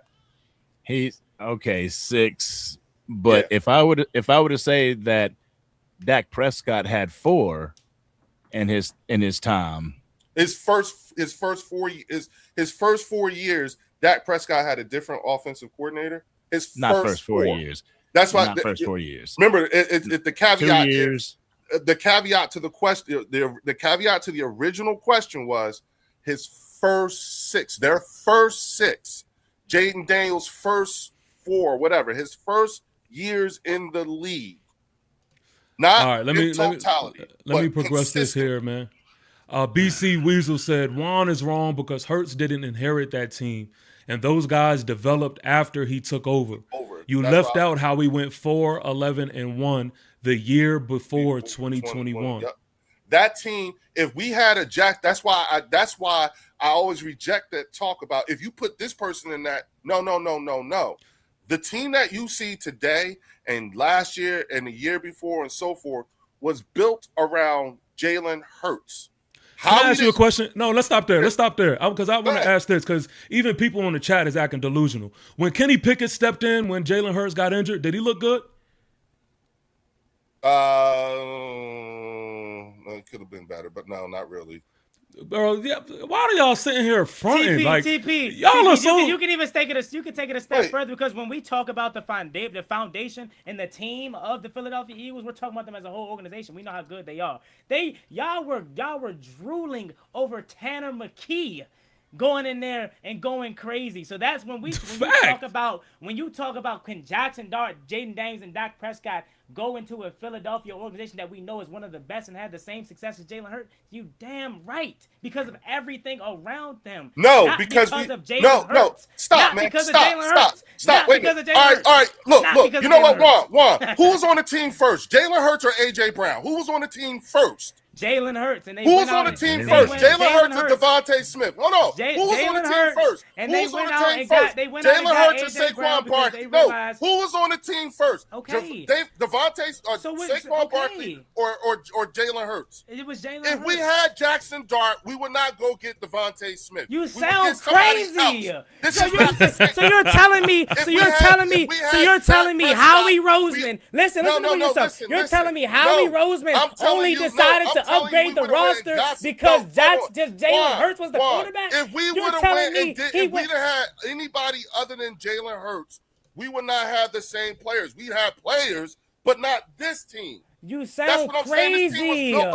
Sound crazy. So you're telling me that Howie Roseman wouldn't have built the same kind of so if he had Jackson Dart and seen, Jackson Dart played a really solid 2021 season, but damn, we need another weapon to put him over the top. He wouldn't have still got AJ Brown. You're making it seem like that only. You're making it seem like because Jalen Hurts brokered that deal. Jalen Hurts brokered that deal. Stop playing. Bro. Jackson Dart don't have no relationship with AJ Brown. You sound crazy, bro. Hold on, real quick. Don't keep it there. P. Warvey with a $9.99 super chat says, "Hell no, Kenny Pickett didn't look good. And yes, we thought Tanner looked good in the preseason until he played the Commanders at home in Philly, and he looked terrible." Man, look, that's one thing y'all can't not do with me is have the amnesia shit, because the stuff I do remember, I remember. Kenny Pickett put up like 40 points in the game and all this other shit, and y'all was on that Kenny Pickett high. So don't try to act like now that Kenny Pickett was ass. Y'all was winning with him in the game. So that just goes to Juan's point. If you sub all of these quarterbacks in this NFC East division, if they played around that system that was built around Hurts, I'm pretty sure they would have success. The key to that success wasn't Jalen Hurts, man. Anybody could have played in that system and looked at the very, very least good. Stop that shit. And don't sit here now and act like your receivers are just so good too, because I tried to let that shit go by, and now it's irritating me because I'm reading the people comments in the chat and y'all bullshit every single time it's time to talk about y'all. Y'all receivers are ass, and they're average at best. Outside of Devontae Smith, it's a downslope, and it's nothing to be excited about. Stop that shit. Stop trying to act like we didn't have a conversation the other day, and McCall Lemon was your number 2, and you tried to go roster for roster, position by position with me, and you was talking about, I know who my guys are. Oh, McCall Lemon, that's easy. And I asked you, I said, hey, no, and I asked you, and I asked you, and I said, no, and I asked you, no, this is what you do. You don't want people to finish their points because they expose you. They expose you. They don't want you to. Let's do it right now. Hear y'all talk at the same damn time. Right now. Exactly. Let me talk. That shit. So no, you want to interrupt me so I can't land. You've been doing that with Juan, and you're doing it with me. Look, let me finish. Pull up your players, and let's go personnel to personnel right now. I take that Pepsi challenge any day. I want y'all to see this. Here's the address right here, dog. I got the address for you. The address says McCall Lemon is up there. Your address says McCall Lemon is up there. So that's the wrong address. Who else is up there? Let's talk about you just said go one. Let's don't talk about the one to help your argument. Let's talk about them all. You just said that yourself. Real ice cold. Scary. In the meantime, how about them Cowboys? Let's do it. I take the Pepsi challenge. I welcome it. Let's do this. Let's go personnel. I just wish I would finally be real. I wish I would finally be real. You talking all that shit, but you will not do it. And you can't even name your players. You can't. You don't know shit about your damn coach. You don't know nothing. You're just hypothetical in theory. You're a 4-win team. You were a 3-win team the year before. Y'all ain't shit. I love that. So let's talk about it. No, let's talk about it. No, because I gave you the floor. Now I gotta mute you now because you won't even let me talk, and it's getting ridiculous now. Let me land this plane because I love when y'all bring that elementary way of thinking bullshit up. I love the way you Eagle fans are just so fucking easy to talk to. Nah, let me finish the point. Here we go. I love when y'all talk about what we did in the past, and y'all never like to confront the moves and how we stack up this year. Y'all never like to talk about it. So let's do that. So y'all want to talk about the Cincinnati Bengals? Y'all want to talk about the Cincinnati Bengals before they got to the Super Bowl? Can anybody tell me what their last three? No, can anybody tell me what their last three records look like in the last 3 years? Can anybody tell me? Don't worry, I'll tell you. I have the facts here. The last 3 years, they were 4-11. They were 2-14. They were 6-10 before they went to the Super Bowl. Okay, that's just one. TP, what else do you have? I got you. Before the Patriots went to the Super Bowl last year, do you want to know the prior 2 years what their records were? They were 4-13 both years. Oh, TP, all right, anybody could do 2 teams. All right, I got you. Anybody want to talk about the Carolina Panthers? Before they got to where they got last year. You want to know what their 2 records were the years before? They were 5-12 and 2-15. And then I could go back even further. They were 7-10, but then they were 5-12, 5-11, and 5-11 the years before. So I can bring up the facts. Y'all keep talking about some old shit that used to happen. That's not how football works. And the facts are there, you honor, like you like to say. The facts are there. That is not going to help you this year. Who's lining up against Dallas Goedert? Who's lining up against Devontae? Cam Jam with the 199 Super Chat says, Leo, these guys really think they going somewhere. Yes. Yeah, keep playing tonight. That's the only thing. I just want to do. Let's do personnel to personnel. Let's do it. Let's go into it.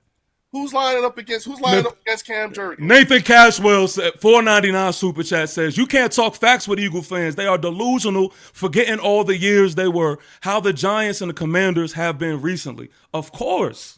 Yeah. And that's no, you're right. We're not that. We haven't been that for years. Can I take the personnel for personnel back? Yeah, let's do personnel to personnel. Let's do it. All right. Okay, come on. Let's go. Quarterback for quarterback. Jane Daniels. Okay. Running back, Saquon. No. Listen, stop. Offense against personnel defense. to personnel. So offense versus defense. Okay, let's go. This is even corny. Let's go. You can't do it. So he took the Pepsi challenge. You can't either. McCall Lemon is not even a wide receiver 3 on your team. I got it right here. Look, and it's wrong. I was about to go position by position, but we can do it. Yeah, that's what I'm talking about. Yeah, do it. Yeah, there they go right there. Go ahead.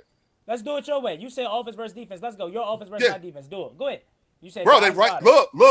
I was letting you speak. You was talking about how who Dallas Goedert, who's gonna check Dallas Goedert. Go ahead. Look, he's telling. Talk to me. No, I'm saying.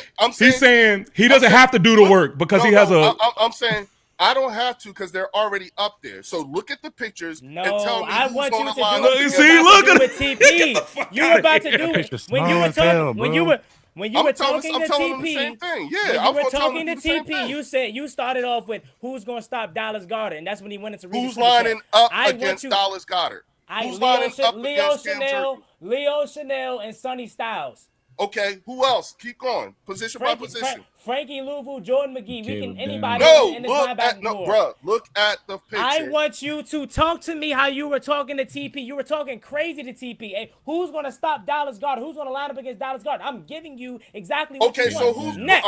Who's going to check Devonta Smith? Is that who you were going to say next? No. I'm giving you the floor. Go ahead. No, Juan. Who's lining up against? Look at him looking down at his nose. Huh? Who's lining up against Jordan Mailata? Jordan Mailata. Let's go with Do I want to go Deron Payne, Adafe Owe? Do I want to go Caleb Chase? No. Just give me your projected starter. Who's lining up against Tyler Steen? Tyler Steen. What's that? Left guard? What position? Let me go. You see him right there. I put the picture. Yeah, you got the Man, we can't see that small ass picture, bro. That picture small as shit, man. Oh, okay. You can't see the picture. Okay, my bad. But you're Philly. Philly talks. Philly go right at them, right? So talk to me. Tell me, Tyler Steen. You want to know who's going to go against Tyler? I don't want to look at that picture. I want you to tell me your matchups. You say who's gonna go against Tyler Steen? I don't. Who's going against them on your team? Who's going against I them? want to say I could pick Deron Payne, Javon Kinlaw. Okay, so Tim who's going Settle. against Cam Jurgens? Cam Jurgens. Is that your right guard? I'm assuming that's Yep. your right guard. Yep. Your right guard. Okay, if it ain't gonna be Deron, if it's gonna be Deron on the left, then we gonna go Javon Kinlaw on the right. Okay, who's going to line up against Lane Johnson? Lane Johnson. Let's go with Kayvon Chason, a guy that has had 7.5 sacks last year in his career's trajectory, and he had a hell of a play. I know y'all seen him in the playoffs in the Super Bowl, causing havoc. And he's on a 1-year prove-it deal, trying to cash in next year. So I ain't gonna talk crazy. I'm not delusional. I'm not gonna talk crazy to Lane Johnson. That's a first ballot Hall of Famer. But we do have somebody that could bump against him. Kayvon Chason. Okay, so what tight ends are going against Zach Bond? I could go with Chigga Conkwell, one of the best young tight ends in the league. You seen what he did at Tennessee? Well, maybe you didn't see what he did at Tennessee. I don't blame you because it's the Titans. But Chigga Conkwell, a young phenom on the rise, got a big cash payday from us because he is about to be eaten. So Zach Bond can't keep up with that athleticism. As hard as all hard pro that Zach he hit, Bond can't compete with him. He can't run step for step. That's 4-4 speed right there, shorty. That's 4-4 speed right there, Slim. You can't keep up with that. Or Jihad Campbell. Jihad Campbell can't keep up with Chigga Conkwell. None of them. Y'all ain't seeing my tight end. Got you. So who's lined up against Dontavian Wicks? Dontavian Wicks. Let's see. Oh, do I want to go Mikey Sandstill? Do I want to go Rasul Douglas, who's a turnover machine? Who thank you for his progression because he started with you all and he's been and when healthy. Where is this going? Because I don't even see no talking points to this. No. Javon is doing all the talking. TP, yeah. Okay. I'm about to say. TP, I'm just stepping in because I like that challenge. No, I'm just saying but he brought it up like he was going to combat anything, and I don't even hear anything. So where are we going with it? Wait a minute. So those guys are Pro Bowlers, all pros, the whole 9 yards. Like I don't need to say they stat. Y'all know it. He did it. They did it against y'all. I want to know. Like I said, I don't know. Y'all know about these guys. I know nothing. I don't know that much about your guys. Well, we know about them because we watch football. We watch every team in the league, and we keep our enemies closer. I'm saying majority of those guys you're talking about, you know what I'm saying, although they are notable for you. So you don't know who Kayvon Chason is? You don't know who Adafe Owe is? You don't know I do. You don't know who Sonny Styles is? Frankie Luke? What I'm saying, notable names. You don't know who Chigga Conkwell is? Real quick, let me get to these super chats right here, man. Atlantic JM, shout out to my guy Atlantic JM. He says, Leo really look at you with a straight face and tell you that Hurts' success isn't because of having the best O-line, phenomenal running back, 2 great wide receivers, and a great tight end. If anything, Hurts and underperformed. I think he meant Hurts has underperformed. Has underperformed. I don't think he meant and. Also, Nathan Cashwell for the $4.99 super chat says, F that, go position by position. Commanders got everything on that offensive end other than running back and O-line. They talking about the Eagles, right? Yeah. Okay. Yeah. All right, but listen, I do wanna progress this, right? Because now it's Dallas time. Okay, and this is shout out to Angry, man. And I got somebody. I'm not meant to cut you off, TP, but TP, you was there. Go ahead. You was there.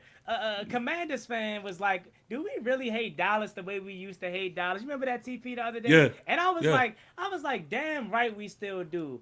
But Angry got me wanting to change my mind slightly because he ain't been as delusional as Philly fans or as delusional as Cowboys fans used to be. So Angry, talk to us, Angry, because you've been a relatively reasonable Cowboys fan so far. most definitely Dash. But this is something, and this is not even a shot. This is an honest question because this is something that I've been hearing that's been going on through training camp, and I want to get Angry, who knows, opinion on this. So I've been hearing some reports that Caleb Downs has really been looking good this training camp, but also when it comes to lining up against CD, he's been, I think it's safe to say, holding his own, or really locking them down at times or whatever. Maybe you could fill us in and tell us what that is about. And you ain't heard no locking down. I promise you I have. I promise you I was just on the stream last night and people tried to tell me that exact same thing. They said Downs was locking down CeeDee Lamb. I put that on everything. Man, listen, they're going back and forth because it ain't nothing but iron sharpening iron. You got a rookie coming into this league that is having to go against two of the top, I'll say top 10. Top 5 is arguable, but I'll say top 10 wide receivers. The top 3 duo in the NFC. I'll keep it a buck there. But he's going against those guys every day. If you got him, if he locks up CeeDee on one day and then CeeDee burns him on another day, that's great for business. You know what I'm saying? It's just gonna sharpen each other. And I know Leo was talking about, who would go against Dallas Goedert. You would have him. You would have a PJ Locke. Even if they were to keep Reddy Stewart was pretty good at that nickel position last year. Mm-hmm. So we got the tools down there. It's all about it clicking with Christian Parker. We're not worried about our offense going into year 2. You know what I'm saying? The only thing that we would worry about with our offense is who's going to be the running back 2 and those bookend tackles. That's where your question marks are. Tyler Guyton, is he going to be able to step up and play that role? Terrence Steele, can you get better? Much more removed from your injury. You know what I'm saying? Last year, he didn't step off the field. No issues. So those are the only things that concern me whenever it comes to the Dallas Cowboys. But yeah, you don't. Excuse me. Charles Walker with a $4.99 super chat. He says, "TP, what's the word, bro? The Giants not gonna be the punching bag of no fucking more. You heard it here first.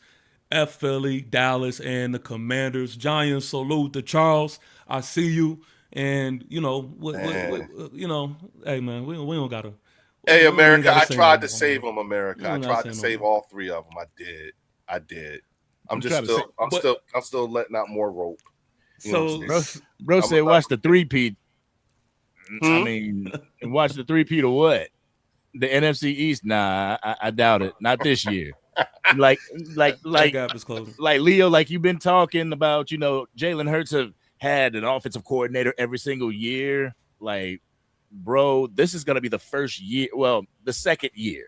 I'll say this will be the second year where he's not had a dominant wide receiver 1 as well as a wide receiver 2, and he's had to play wide receiver by committee.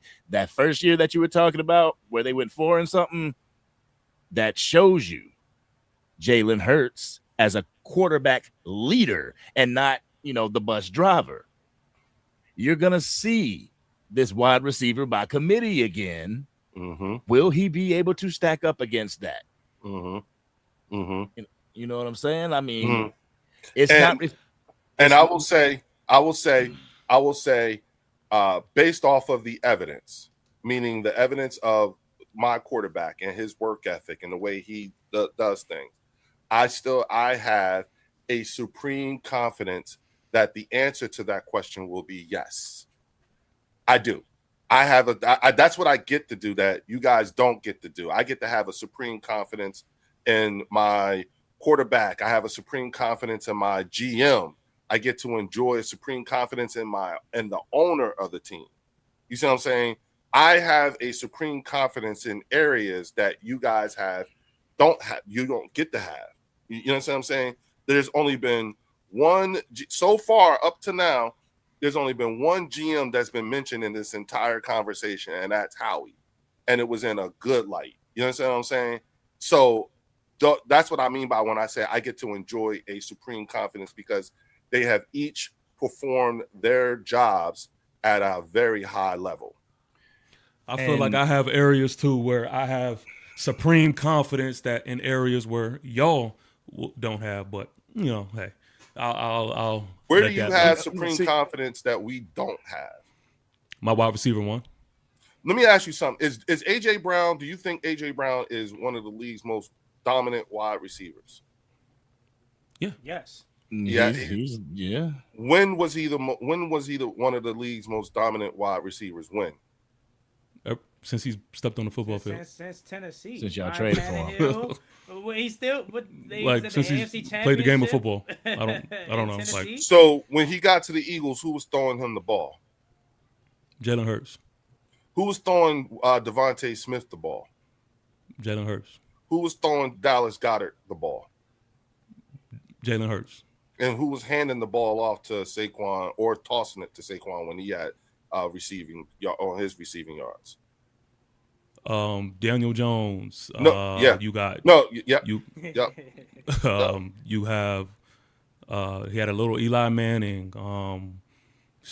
But since at one Saquon's been point, on you have Tyrod Taylor. Since Saquon's playing for bunch the of- Eagles, since Saquon's Jalen been Hurts. to the Eagles, who's throwing it to him? So you have a dominant wide receiver, a good wide receiver, a good tight end, and the person that's been throwing them the ball so that they can be that is who?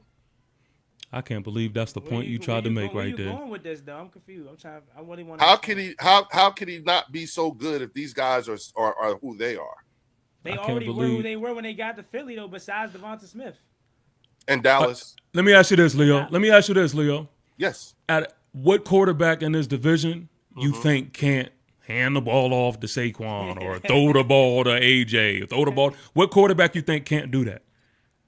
Dak Prescott, Jackson Dart, and Jaden. Are Daniels. you All fucking right, y'all. kidding So, me, bro? all right, y'all. So, we're gonna send that drug test all the way to Leo. Wrap it up. Yeah. I got him, y'all. Like, come on, that was He easy. running out of, Yeah. he What- running what- out of what- the Yeah. thing. All right, so that what's was the too evidence easy. saying otherwise? I already told you the evidence, but I mean, I do want to. The wins. I'll get back to that. The wins. Forget the Super Bowl. We're not even going to talk about Hold on, the Super Bowl. TP. Well, All right. I'm not even going to add the Super Bowl, and I'm not going to add the NFC Championship game. We're going to take that out. Of the Can I equation. say this right quick before we move on? Before you read that super chat. Yeah. Just one thing I wanted Bring to that point out thing about what down. Leo said. Leo said, "What is everything, or what is anything that we all have confidence in that they don't have in Philly?" And I don't think you brought it up. See, I thought you were going to do it. I was think about we- to. I think we all three have confidence in our head coaches, unlike Philly. Because Mm. regardless of Nick Sirianni's track record, y'all always want him fired after week 3, week 4, week Ooh, want us 5. to forget Yeah. that. They want us to forget that. TP got a confidence in John Harbaugh. I How got long have you confidence been a in Dan Commanders Quinn. fan? I'm sure how Angry long got have you been confidence in Brian Schottenheimer. There I've you been go with another how long have you been deflection a question. Commanders fan? I'm born in Washington, D.C., raised in Angry, Prince how George long you County, been a Maryland. I've Cowboys been a fan? Commanders fan my whole life. Okay, Angry, how long you been a Cowboys fan? Since I was 8 years old, 9 years old. Same thing with you, TP, right? About that long. For as long as I can remember, yeah. Okay. Mm. Now, and that's true about you three, right?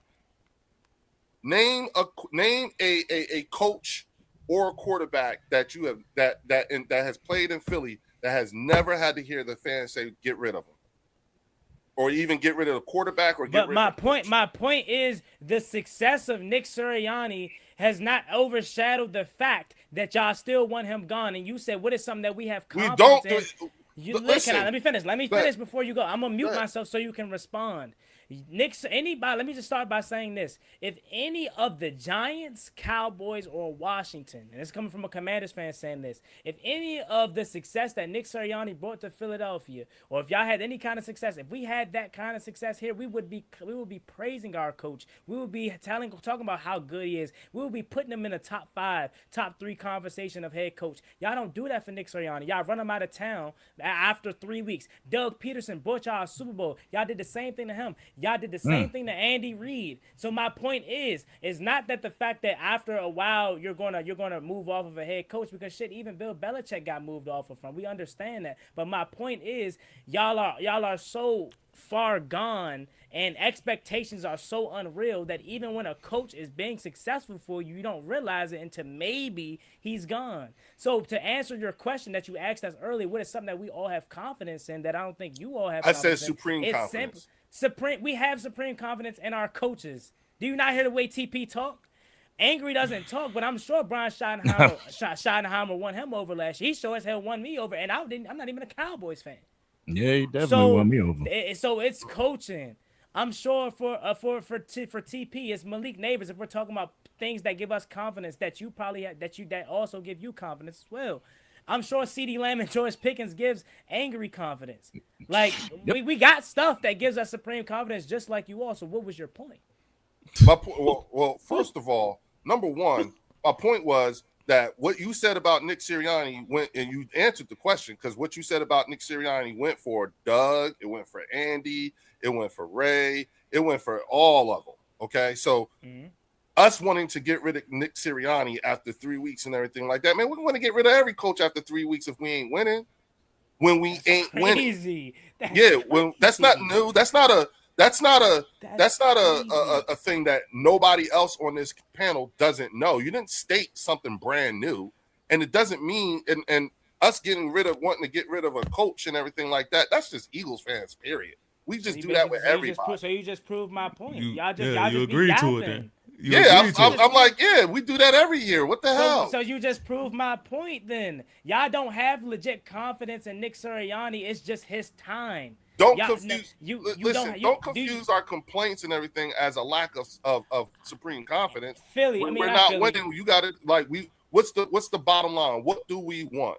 We want wins. Period. Y'all keep. Let me. I love how when you ask your questions, the first thing all three of you have done is you pretense. There have been times that each of you have done since we've been on here. When you ask questions, you pretense it with take out the winning. No. Who said that? I ain't said shit about take out the winning. I ain't said nothing about take out the winning. Nobody never said that. You literally just made that up. Nah, bro. Nobody said that. Nobody said that this time. To start the show, I literally said when they talked about Jaden Daniels not being better, or Jaden Daniels or Dak Prescott not being better than Jalen Hurts, I literally started the show off saying, if you're going to talk about winning, we can't say anything because Jalen Hurts has won. No, so how are you going to say that you started I said out the at winning, a certain point. Said the reason. Hold on, guys, let me read the super chat real quick. Let me read the super chat, guys, because I'm getting Charles Walker with a $4.99 super chat says Jalen Hurts not doing shit with the other team rosters in his division. Hurts is good, not great, and I feel like that's not bad. Oh man, I feel you on that one. I've been trying to preach that one. That's where I wanted to go. That's what I wanted to say is that everybody in this division, except for the Philadelphia Eagles, hates the fact that the Philadelphia Eagles front office is so dope that they were able to put a team around Jalen Hurts, who is a pretty damn good quarterback. Is he elite?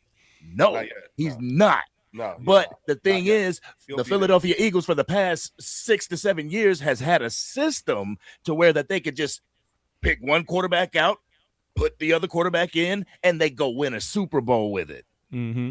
I'm kind of envious at the fact that Dak Prescott has to put the entire team on his back and have to lift up the level of the defense in order to get to a championship. You know what I'm saying? If he could just sit back in the pocket, not complete a pass for a whole half and still win the game, that's what I'm talking about. Talk about it, Angry. Talk about it. You know what I'm saying? Let it come on, man. I don't want a quarterback to have to be Superman out there. And your guy is not Superman as much as Philadelphia Eagles fans really want him to be. Your whole team, you guys got the whole thing. Go ahead, man. Let me. First of all, perfectly said. Perfectly said. I want to get to these super chats, and then we can continue on, man. Captain Obvious with the $5 super chat says Eagle fans always argue like Rashad McCants when they are losing the argument. We out the mud, raise hell. That was hilarious. Shout out to Captain Obvious. Rashad McCants, we out the mud. Yeah, we out the mud. With all TP, let me point at the camera right quick. Hold on. Oh, let me get this off. Hold on. Yeah. It's Rashad McCants out the mud. Yeah. If you know, you know. Shout out to Chris Dooley with a $20 super chat. Chris? He says, last time this panel got together, for 3 hours, I watched the Giants guy camera connect to that 56K modem of his. Now he upgraded to 1080p, and he's got his chest out. How cute. Big ups to Leo, Angry Fan, and Giants guy modem. There you go again. That's the same guy who made that last comment. We didn't even talk about it. TP, what you went to the store? You went to Best Buy? You looking crispy today. Bro, this is literally the same setup. This is literally the same setup. It's literally the same setup. I'm just saying. Like I said, like I said before, man. For those who don't know, right? I'm in the middle of the desert. All right, I'm recording literally. I'm not even joking. I'm literally in the middle of the desert in El Paso, Texas. So the Wi-Fi is not my greatest friend. So sometimes you may get that, that fuzzy camera look. But and you on post. I'm on post. Yes, indeed. Yeah, indeed. like there's other factors. I know. Yeah, exactly. I was a 31 Papa, so this is my area of expertise. Yes. I know what it is. I know why you're having the problems, and it's by design. So that's how I could tell things are working. What's the threat level? Orange? It's frustrating. Yes. Or yellow? It's orange. I knew it. Frustrating. Yeah. But 7. Y'all gotta give TP grace, you know what I'm saying? Because he's dealing with circumstances that are wildly beyond his control. They got no idea. I do, because it's what I used to do. You know what I'm saying? So I know exactly why you're having problems. You know what I'm saying? And there's nothing you could do about it. And you fuck around and find out and get your ass in trouble, bro. So you know what I'm saying? I know what it is. Carry on. Go ahead. Yes. He ain't lying. But also Chris Walker with another $1.99 super chat. He says, wide receiver division ranking, CD, Leak, Pickens, Terry. Damn. You got Terry over Stephon? I don't argue that. I ain't gonna lie. Okay. I mean, look, like I said, I still personally think Terry McLaurin's best football is to come. But I at this current moment, we're speaking off of facts and statistics and yards. I can't argue none of that. Shit, I'm angry. You might not want to hear this because it might be a little bit of delusion or whatever they said. But last year, I was like, shit, I might take George Pickens as my one over CD. But I mean, I've said that before. People were talking about like, hey, we might not be able to keep Pickens. I was like, don't be surprised if you pull an okie doke, and CD might be shocked. Okay, cool. I feel better. Like, hopefully that's a 5% chance, but it is a possibility. We trying to keep both of them. Damn it. So Angry. You said that was your only area of concern was your depth in what position again? Well, I said it was the defense and it clicking with Christian Parker. Okay. And then the bookend tackles on the offense, then the running back 2 position. As far as the depth, I mean, we could get nicer in the depth at the cornerback position. Linebacker position could definitely use a person. Like we could use an edge rusher that's a quote unquote war daddy. You know, we still on the hunt. We still looking. But what we have at camp right now, like, it looks pretty damn good. Okay. BC Weasel, $4.99 super chat says, shout out to TP in Fort Bliss. I'm at Fort Campbell as an 11 Bravo. Screaming Eagles. Hey, man. Hey, man. New York Giants salute to BC for sure, man. Shout out to you. 11 Bravo. That's some infantry real deal. Man. They crazy. Real deal. They crazy. P. Warvey with a $4.99 says, since Angry told us we have everything, when we try to go roster for roster, y'all try to go backtrack and y'all say y'all rosters are better. Who's y'all? I think he's still speaking. He's saying he's from your channel, Angry. So he's saying since Angry told us we have everything, when we try to go roster for roster, y'all try to backtrack and say y'all rosters are better. I think he's like that sounds more like what I was trying to, the Pepsi challenge. Yeah, that's what I was trying to, the Pepsi challenge. That's the Pepsi challenge, I think. Yeah, I was wondering like, who's y'all? Okay. Yeah, my bad. Hey, so listen, man, we're gonna continue this convo a little bit, man. But I do want to make sure that on y'all end, I'm seeing y'all in the chat, y'all getting active. I love it. But make sure, again, that y'all are liking the stream. Make sure you like the stream. Make sure that you are, staying active. And make sure that you subscribe to these channels, man. That's the best way that you can support. That's the best way you can show love. And we can continue to do our thing, man. So I was having a conversation last night. Like I said, I was talking to the Cowboy Nation there, man, and I was talking to my guy Hoodie Kush, who I seen was in the chat a little earlier. Shout out to him and Lloyd and them guys. And we talked a little bit about how our matchup in week 1 is going to go, right? They asked, how do you see the Giants stacking up against the Cowboys? Because I think it's a little apparent that how y'all stack up against us, right? Y'all, Dak, CD, George Pickens. I mean, I think that is kind of like easy math, right? And I told them our matchup is going to be trying to out physical everyone in this division. Like, we're not hiding that. Like, all of the signs, all of the fingers are pointed to that right there. We are trying to out physical everyone, but especially the teams in this NFC East. Who isn't trying to out physical? Nah, that's football. No. Because I think that our physicality is different from y'all's. Like, I'll give you an example. When I see Cam Scatterbull run the ball, it's different. It's with a different aggression. Will you see him run the ball? You said what? Will you see him run the ball? Why would I not? And remember, there's a difference. Knee bumps. But will he?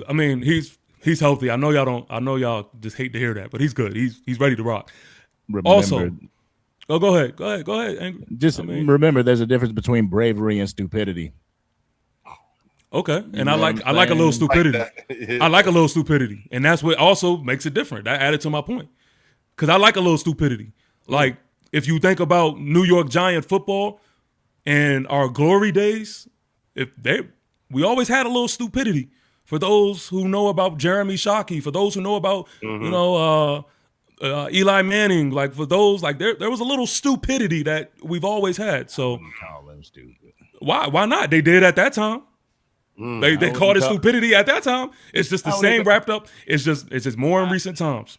I ain't see Eli Manning go after he had surgery or whatever, getting his things in order, doing backflips just to be cool. You know what I'm saying? You just came off of that. Now you're gonna be out there doing backflips. Well, I didn't agree with stupid. That's what I'm saying. Stupidity. Yeah. Okay, I'm talking about on the field. I didn't agree with that either. To be clear, so I'm not gonna act phony. I was on the same time as angry with that. I was on the same time. Okay. I mean, well, yeah, that's one thing. But can I add something to it quick? I just is kind of trying to have TP's back in this. I get what you were trying to say. Your whole philosophy under John Harbaugh is going to be to run the football and out physical, the opponents, especially us, right? Our teams here, and Leo was saying, well, who doesn't do that? It's football. To a point, Leo, I understand what you're trying to say, but everybody's philosophy is different. I can tell you the Washington Commanders' philosophy probably isn't to out physical the Eagles. Why? Because we may not be able to out physical Jalen Carter and Jordan Davis. We might have to be a little bit finesse. We might have to use our speed with our 3-4 backs to be faster than you are to move the ball down the field. There's certain matchups that you kind of understand. I think that's where TP was going with it. That's exactly what football. We know everybody. Exactly. I'm just talking about football on the field. Yeah. He said he was going to out physical. Like, that's their thing. Of course, we all want to, but you're going to out physical. Yeah, because I could further explain. I got you. Like, example, y'all don't have a Pat Ricard. Like, we are making no mistake about it that we're going to run at you, and it's going to be a mano a mano. Y'all linebackers, I don't think y'all have the linebackers, especially in Philly and Dallas. I don't think y'all have the linebackers that is ready for that type of physicality. Y'all have to get through our offensive. Hold on, y'all have to get through our offensive line first. Then you have to get through Pat Ricard, and then you have to meet up with a Cam Scatterbull or a Tyrone Tracy Jr. Like, that's what I'm looking forward to. And again, You laugh, right? You laugh, but you know what also was funny? Like, what's funny is as soon as you laugh, I automatically thought about Cam Scoutable running over Zach Bond. Like, that was the thing that just popped up in my head. That's so, the like, game we lost, right? Yeah. Tomato, whatever. I'm just saying that these are the facts. When you said I think of Cam Scoutable running over Zach Bond, that was the game we lost, right? Right. But I'm just saying, like, the game we won. What I'm saying, well, Cam's got hurt. Cam Scoutable got hurt that game. But what I'm saying is, look, what I'm saying is that is the type of style and the type of threat that we're going to be towards y'all. So you're not even talking about the talent aspect and the quarterback position and what we have target wise up in the air. So you're only going to out physical us? We're the only team you're going to be out. I don't know. I said y'all plenty of times. I don't know. I'm saying y'all. I'm saying everyone. I'm because y'all act confused as to like y'all don't know like what the Giants can do and where their targets, whatever. So I'm making it clear so y'all understand, what is going to happen. And this is no secret. So again, like I said, y'all also the Dallas, to my point, because I'll talk Philly later, but Dallas. Yes, y'all have Quentin Williams up in the middle, but then outside of that, Kenny Clark. I respect him. Yeah.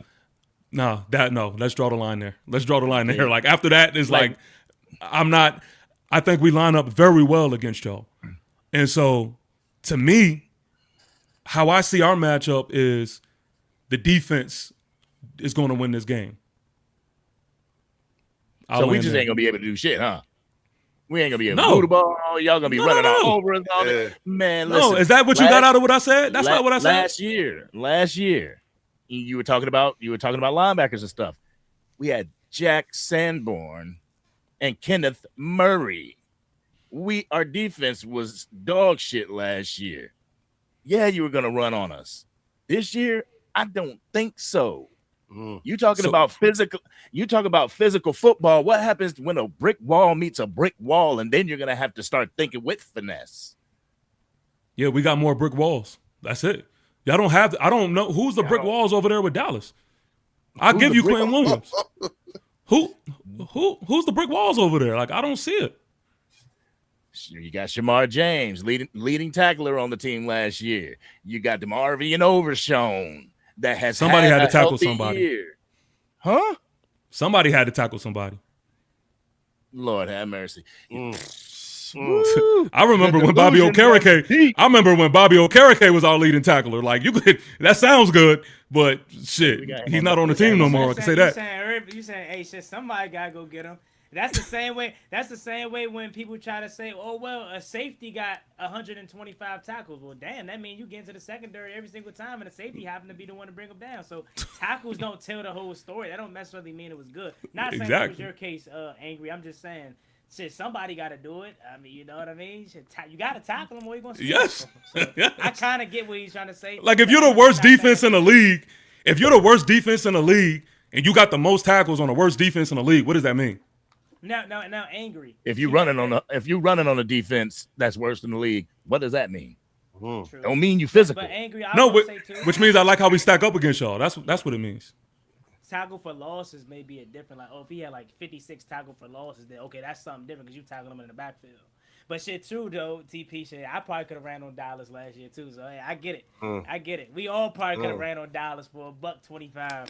So Angry, if you was to throw a number out there, like y'all were at 32 ranked defense last year. Where do you feel like y'all will be game 1, week 1 versus us? Game 1, week 1. Honestly, I believe if we are even 20 or better with this offense, we're winning that game. If we are 20 or better, we don't have to be top 5. That's even a high ask. To be 20 week 1, that's a lot. That's a lot. That I'm not saying it's impossible. That's 12 slots. But that's 12 slots. Is okay. I mean, I'm just saying. I think on both sides of the ball, defense is going to win the game. And I'm not. When I say that, I'm not saying that I believe y'all are going to do nothing. I think it's going to be a good game. And I always say, like, I think y'all offense is one of the best offenses in the league. So let's not confuse that. But I just think that we stack up a lot better than what some people are giving us credit for, and that our offense is better than what a lot of people think. But, of course, this is all we will see. This is just how I'm looking at it right now. That's how I view it. Now, there's another NFC East conversation that needs to be had here. You know what I mean? I don't know if y'all necessarily want to get at it or not, but listen, Philly, Commanders, y'all see each other week 1. I know we're gonna wait on the schedule prediction thing and all of that, but what do y'all see how that's gonna go, man? How do y'all kind of view that? Oh, real quick. Captain Obvious. Shout out to Captain Obvious sneaking in a $5 super chat here. Says Christian Parker or Devontae Jones. Who has the upper hand? That's a good one because those are 2 first-time defensive coordinators. Devontae Jones is our guy, and of course Christian Parker is for the Dallas Cowboys. So all I can say for our guys, I mean, of course we don't know. I think we're both confident in our own guy. I'm probably going to choose our own guy, but only time will tell. The biggest reason I'm confident in my guys, he's a Brian Flores understudy. He comes from the Brian Flores ecosystem, and we know how Brian Flores get on them defensive side of the ball. And everything that we've done in draft and free agency has kind of echoed what they did. I think Philly got Jonathan Grenard. And that was one of the best pieces on that Minnesota defense. Andrew Van Ginkel and all these guys. So all I can say is I'm confident in Devontae Jones because of the pieces that we have around him and his Brian Flores background. I think he's going to come with the aggression. He's going to be smart, and he's going to know how to utilize these players. One thing Joe Witt failed at, and Greg Minuski and Joe Burry and Jack Del Rio failed at, is they always try to make these guys feed into their system. Oh, it's my system. You got to be here. No. But Frankie Louvu isn't a covering linebacker. He's more better going downhill and attacking a offensive lineman or being an enforcer and stopping a run and blitzing and getting the quarterback. Well, no, Joe Witt wanted to have him covering Bijan Robinson out the backfield, or wanted Bobby Wagner covering Jahmyr Gibbs in one-on-one space. Like, that's crazy. So right now, you can't really say who has the upper hand, but I'm just going to say I have confidence in my guy, and I'm sure Angry will say the same thing about his dude, too. So you said Devontae Jones. Real quick, Leo, don't forget that. Don't forget that point right here. Tyrone Hall with a $2 super chat says, Giants fan, a change gonna come. I'm with you. I'm right with you.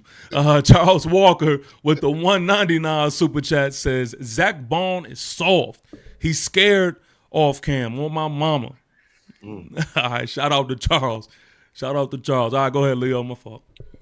No, I was saying, so Juan's answer is Devontae Jones has the upper hand. That's the answer. Nah, I can't really say that because neither one of them call plays. I'm just talking about the confidence I have in him.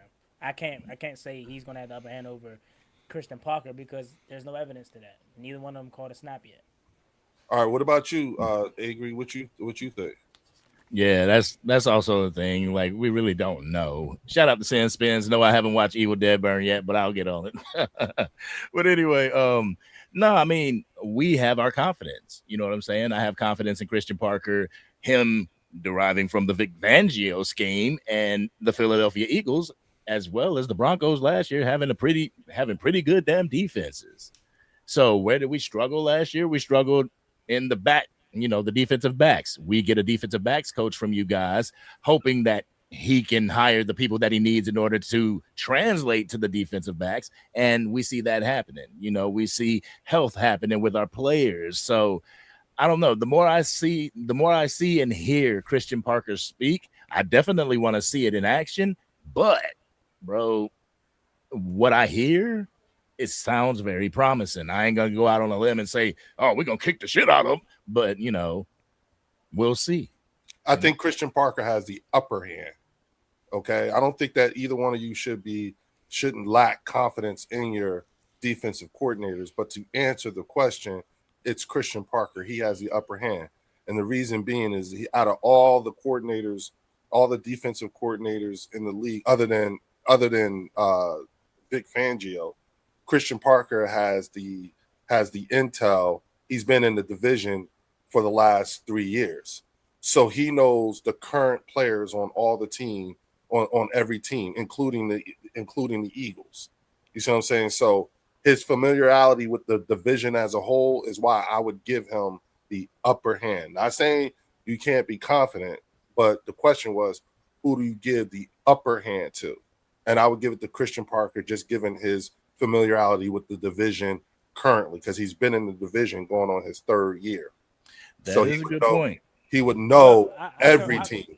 I can argue back against that slightly, Leo. I'm not saying your point is 100% off, but the reason why I don't agree with that is because there's so much change for all of the teams in the division. For Washington, we have a new whole entire offensive system with David Blau. He hasn't seen David Blau call offensive plays. So, yes, he's familiar with some of our pieces like Jaden Daniels, but he's not familiar with Chiga Conkwell. He's not familiar with all these other offensive pieces that we have, our offensive line. When I say everything is new, Wes Welker is calling as a tight ends coach, right? So there's a whole new look to the Washington Commanders. For the New York Giants, yes, he's probably used to how Brian Daboll has ran things or their coaches that were there in New York, but he's not sure how John Harbaugh runs their organization. So it's a whole new look. It's a whole new look. So that's why I can argue. And so because it's the same in those regards, if you had to find like where would the upper hand come in, the only difference would be,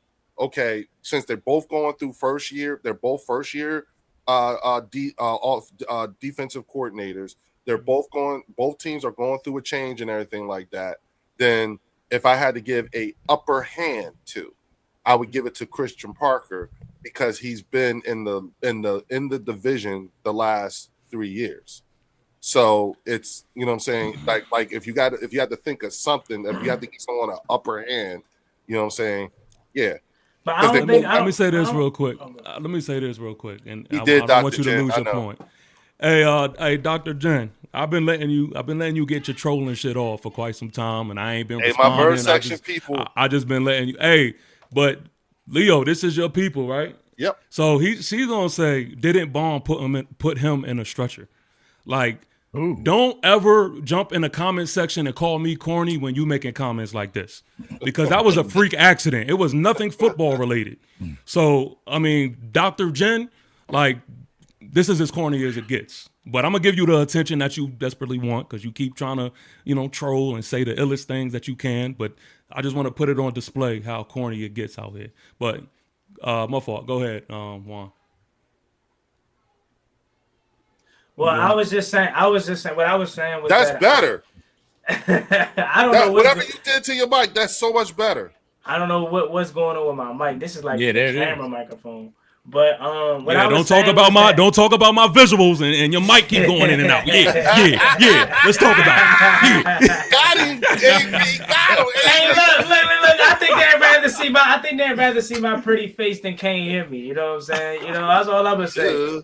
But I don't think there's nothing wrong with just saying we don't know yet, and it's an unknown. We're confident in our guys, but as I mentioned, I don't see that being an upper hand because there's so much change with these teams. Now, had we returned Cliff Kingsbury back, yeah, you're damn right, he probably got an upper hand. No, I say he's familiar with the players within the division. Think about it. But there's so many different new players on our team. Now, if you're saying like certain players like Dak and Jay and Daniels, okay, but they're like 30. Like there's so many different new places that he hasn't seen and the way that Cliff Kingsbury may have utilized Jay and Daniels, David Blau won't, and that's going to totally throw Christian Parker off because he's never seen it before. That's all I'm saying. Now, if everything was the same and Brian Daboll was coming back for the Giants and Cliff Kingsbury was coming back for Washington and Dallas had the same thing, which kind of they do in a sense, but still some new pieces over there as well. Like, okay, maybe he has – I said Dallas. Philly, sorry. Philly had the same pieces. Sean Minion, isn't this his first year calling plays? Yep. So Christian Parker, although he's maybe been in the building with Sean Minion or whatever, who's to say that he knows what they're going to do? So that's why I just say you can't really decide right now. You got to see maybe the first 3-5 weeks, and really at that point you still can't decide who has the upper hand. I think you got to give it at least one season. So, but we'll see. Now, go ahead, TP, because what you wanted me and Juan to talk about our game one. Yeah. How do man, why she on that though? Yeah, I Yeah, sit back. I ignore it, I don't bro. like that right there. Yeah, I ignore it. We talk trash. We talk trash. You know what I'm saying? But we don't gotta get disrespectful. And to be honest, Leo, there's no shot at you. But leave it to be an Eagles fan and have that derogatory language. Like, come on, man. Like, I missed this, so I don't know what we're talking about here. It's out there, it's in there, but I just ain't having to scroll up and see it. And you don't gotta get rude. Yeah, like I just keep ignoring it. I see it too. I ignore it. They want attention. You know what I mean? But yeah, Leo, I do want to. It ain't even worth getting attention to. Angry for real. Like it's. I'll let them. I'm so lost. I'm just like who? Like bro. I'm telling you, like it. I don't even want to highlight it because it's gonna take away from what we doing up here. You know what I mean? Okay, tough ball, man. Yeah. It's. I'll let them get their attention that they want. Charles Walker with the $4.99 super chat says, I feel like people sleep on Denard Wilson. He helped the Eagles secondary back in 21-22, which was a top unit in the league.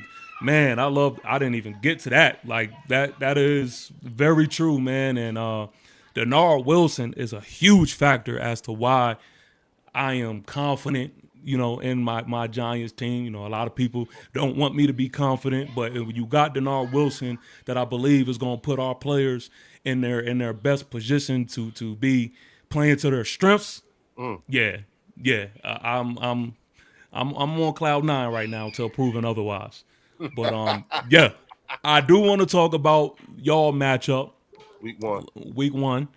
Y'all are also, going at it. It ain't primetime football like what we do, but hey, y'all still... Hold on, time out. Leo, he wrong, Leo. And this is why Big Blue gotta stay in and Little Blue gotta stay in Little Blue's place, fourth place. Leo, we got America's Game of the Week. Tom Brady on the call. The Giants ain't sniffing America's Game of the Week unless Dallas is involved. Rhyming accidentally.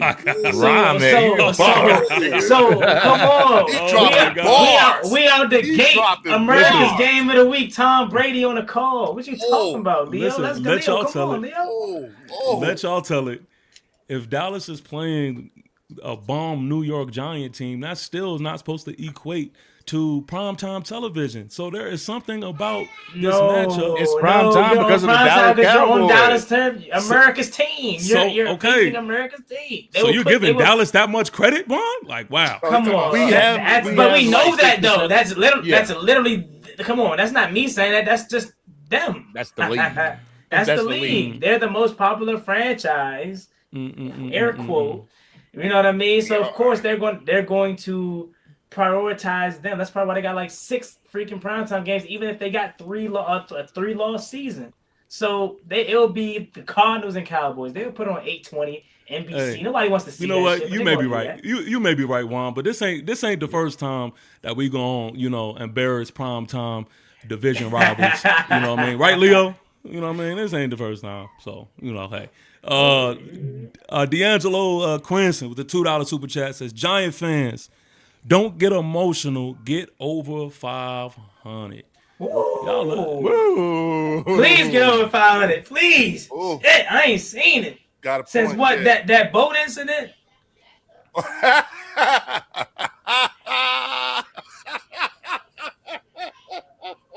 Leo.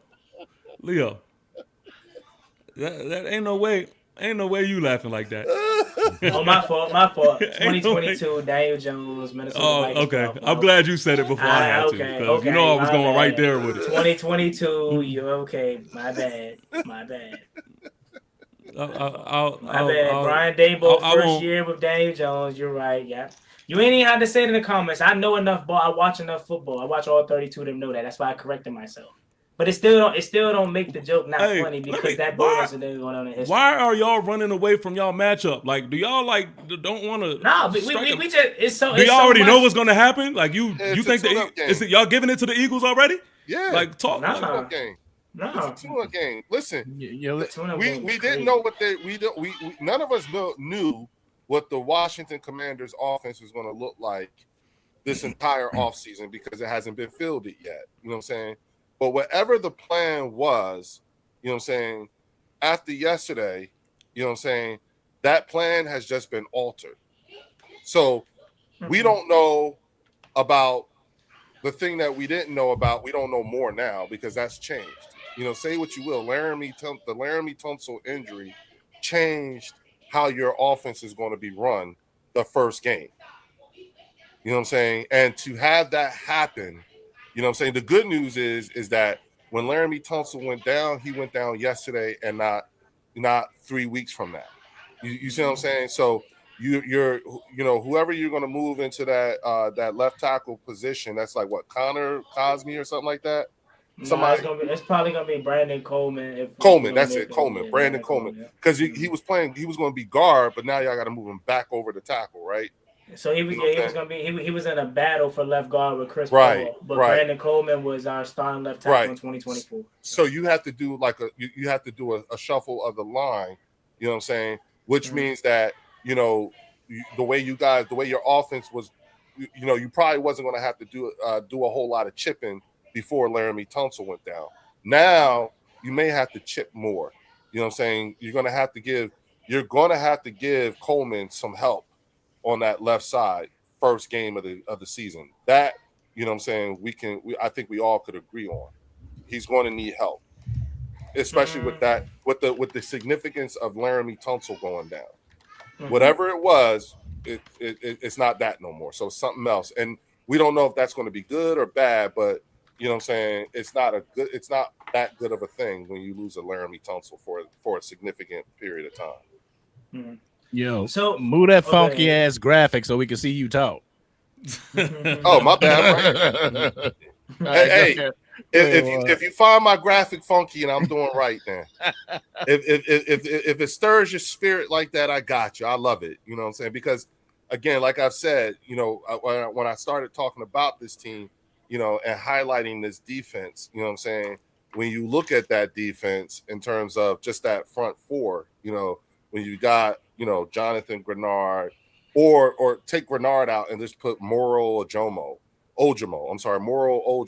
and you have Jordan Davis, Jalen Carter, you know what I'm saying? And then you got Nolan Smith on the right side, and then you look at, all pro Zach Bond, runner up for defensive rookie of the year, Jahad Campbell. And then, you go beyond that, you got Jeremiah Trotter Jr., you have Jalix Hunt, then you got to deal with Quinyon Mitchell and the Cooper DeJean and the Andrew Makuba, then you have to deal with a Tariq Woolen on the other side of the field.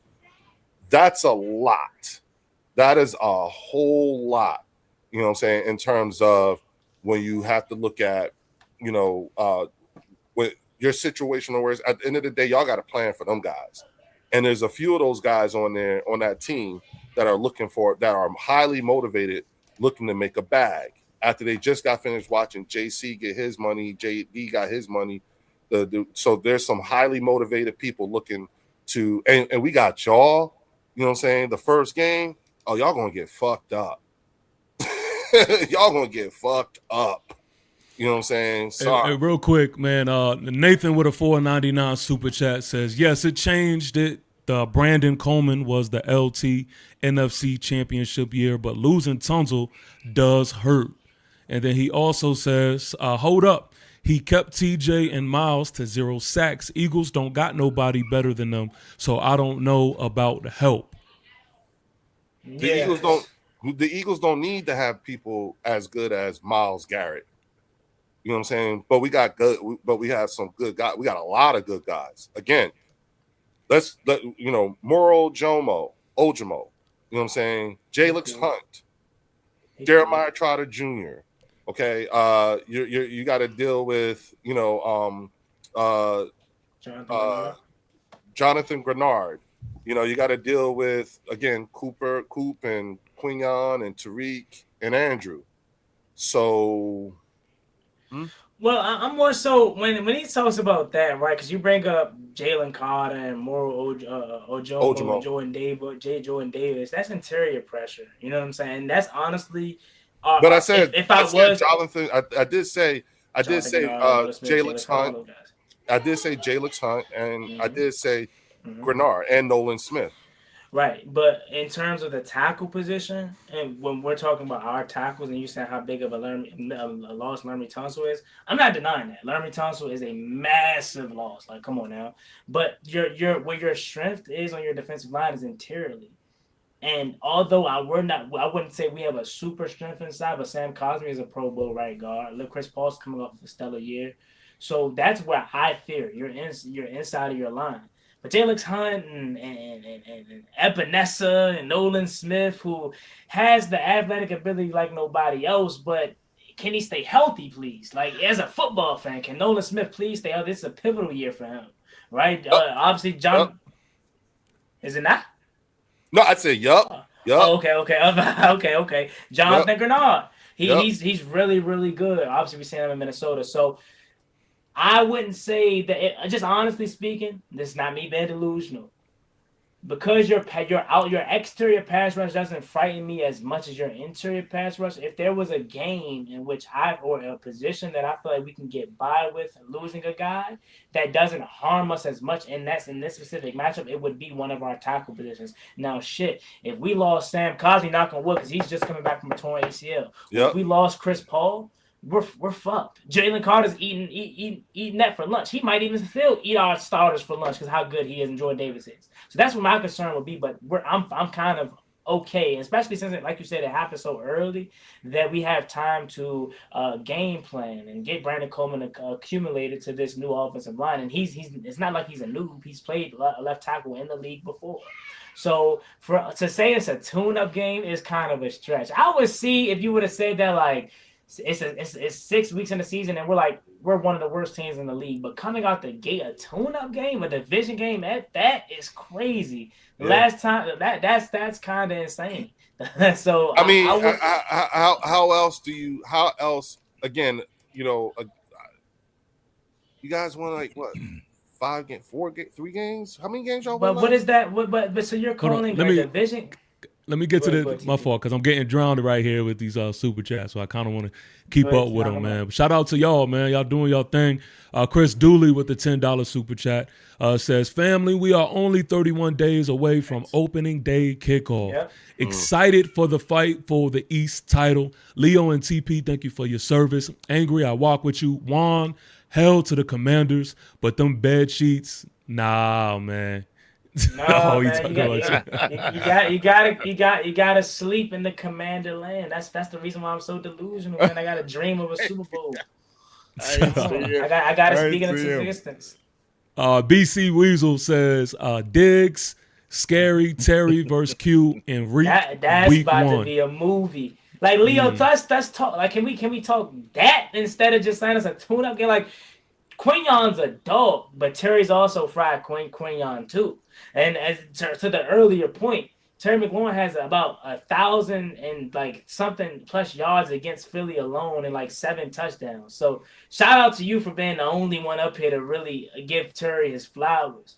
But what I will say now that even though Quignon is one of the best corners in the league, it's going to be fun to see him actually get that one-on-one work with just him and Terry for a majority of the game, because SD going to be over there giving Tariq Woolen that work too. So it should be a fun matchup. I think both teams are going to have their fair share of moments in terms of that. But a tune-up game coming out week 1, and it's a division game, and your whole reasoning behind that is because we went 5-12 last year when we're a whole completely different team. We have a whole better roster. Like, come on, man. Say, like, you gotta be more honest than that. It's week 1. I don't even think Dallas is looking at New York as a tune-up game. I don't think New York's looking at Dallas as a tune-up game. It's a division game, and it's the first game of the season. You know juice is gonna be flowing. You know teams are gonna be going. Like, come on, gang. That tune-up is crazy. Bulletin board material right there. Thank you. Good. Leo, you want to get this, Leo? Respect to the Eagles defense. Shout out to Nathan Cashwell with the $20 super chat. He said, respect to the Eagles defense 100%. But I don't know how y'all going to put up points if Commanders defense is what we think. I'm not sold on the Eagles wide receiver core. If you stop Saquon, I think you stop the Eagles respectfully. I think that's and I okay. So the answer is if you stop Saquon, then you got to deal with Tank. You know what I'm saying?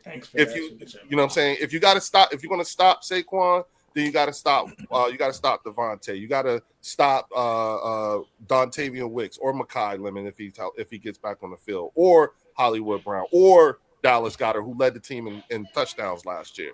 So again, you know what I'm saying? Like, just because you stop, if you stop one aspect of this offense, you know what I'm saying, there's a whole nother aspect of this offense that you're gonna have to devote assets to.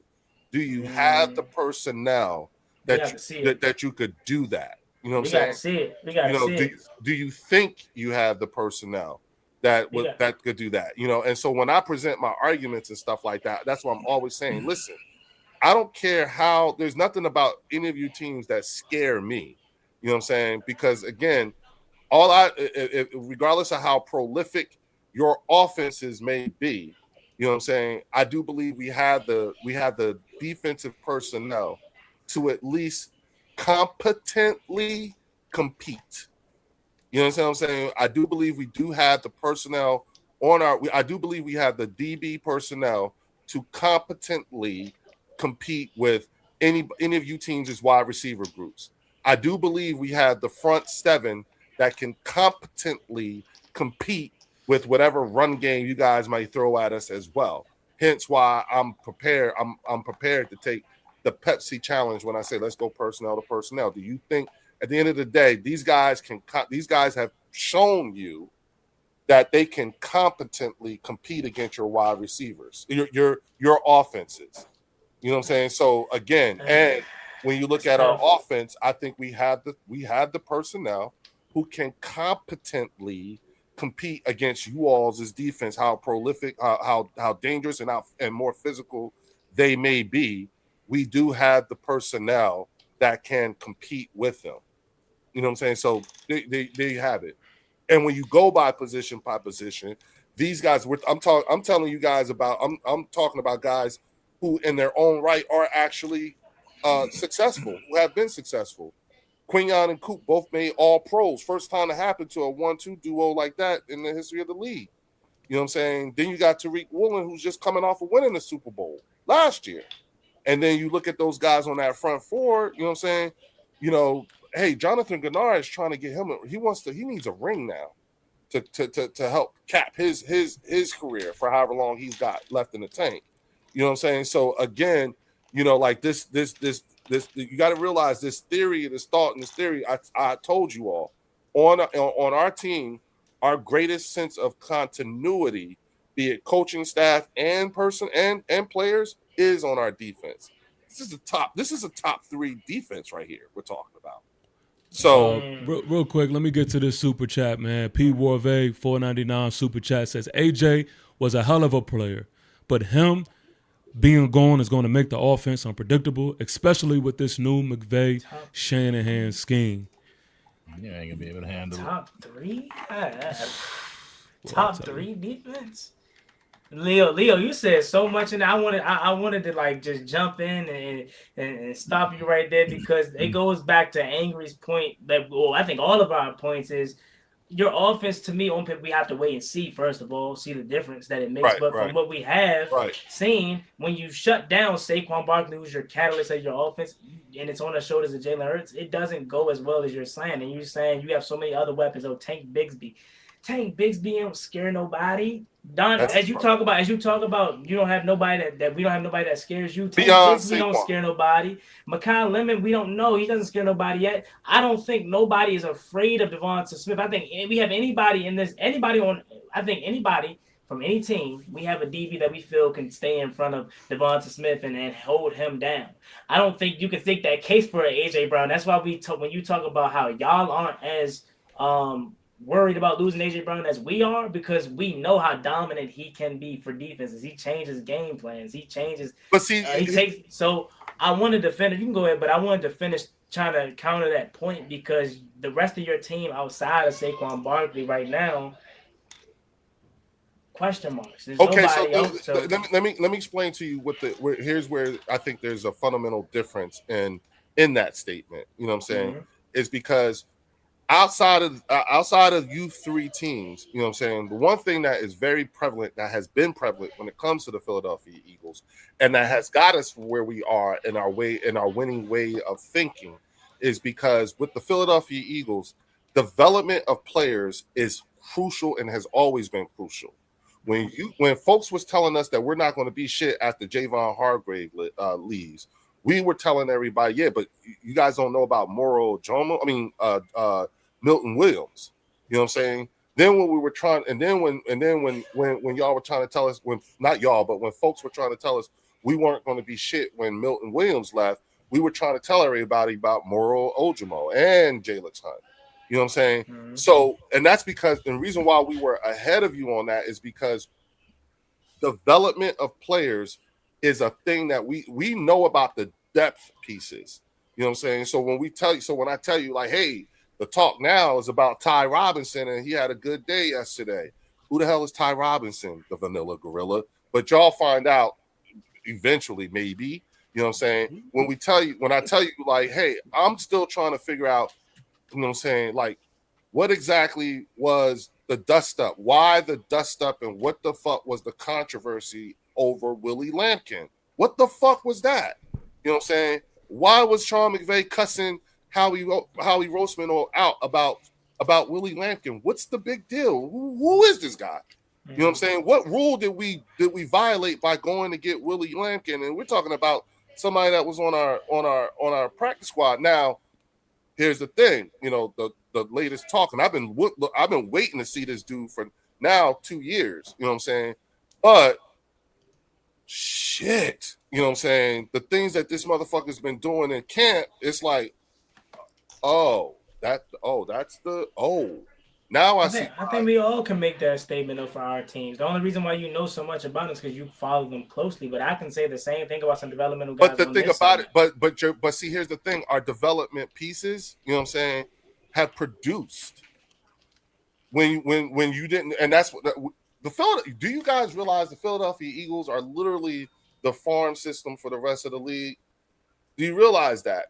Evidenced by Josh Sweat, evidenced by by Milton Williams, evidenced by Javon Hargrave, evidenced by Jalen. Why? Just because they went and got paid elsewhere? Just because you didn't want to re-sign them? No, we can make that. You can make that statement for 31 other teams. Yes, there are other players on 31 other teams that went to free agency and got paid. Yes, because we did not re-sign them because those we did not re-sign that tells you who we didn't consider to be the core group of guys. The guys that we signed, that's our core group of guys. Understandably so, but just because. Can you name 5 core group of players on your defense? Who are your 5 core groups? Five core players on my defense. Yeah, 5 core players. Hold on, let me fix my camera right quick. While you doing that, real quick, Linda Conyers, man, with the $5 super chat. She says, sounds like Dallas, Washington, and the Giant fans are more hoping for the Eagles got worse instead of their teams getting better. We that good sounds over crazy. Here. That sounds crazy. That's just Eagle fans. That's Eagles fans being Eagles fans. She's right. Why? She is right. BC Weasel says Eagle defense equivalent to the 85 Bears. All right, so on that note, yeah, come on, Leo. On that note, like I love my peoples. Okay. See, Linda Conyers also says all Phillies first rounders and second rounders are starters for the past 5 years. Can you say that about your team? Yeah, and ask yourself this: when you look at that, when you think about that, when you look at that offense, how many of those guys on that offense did we actually draft? How many guys on that defense did we actually draft and develop? You understand what I'm saying? You can't speak to that yet. Now, yes, you guys have acquired. The Giants have acquired talent. You know what I'm saying? And what you're looking for is a master, someone to put all that talent and deploy it in the correct manner. You know what I'm saying? That whether John Harbaugh can or can't do it remains to be seen.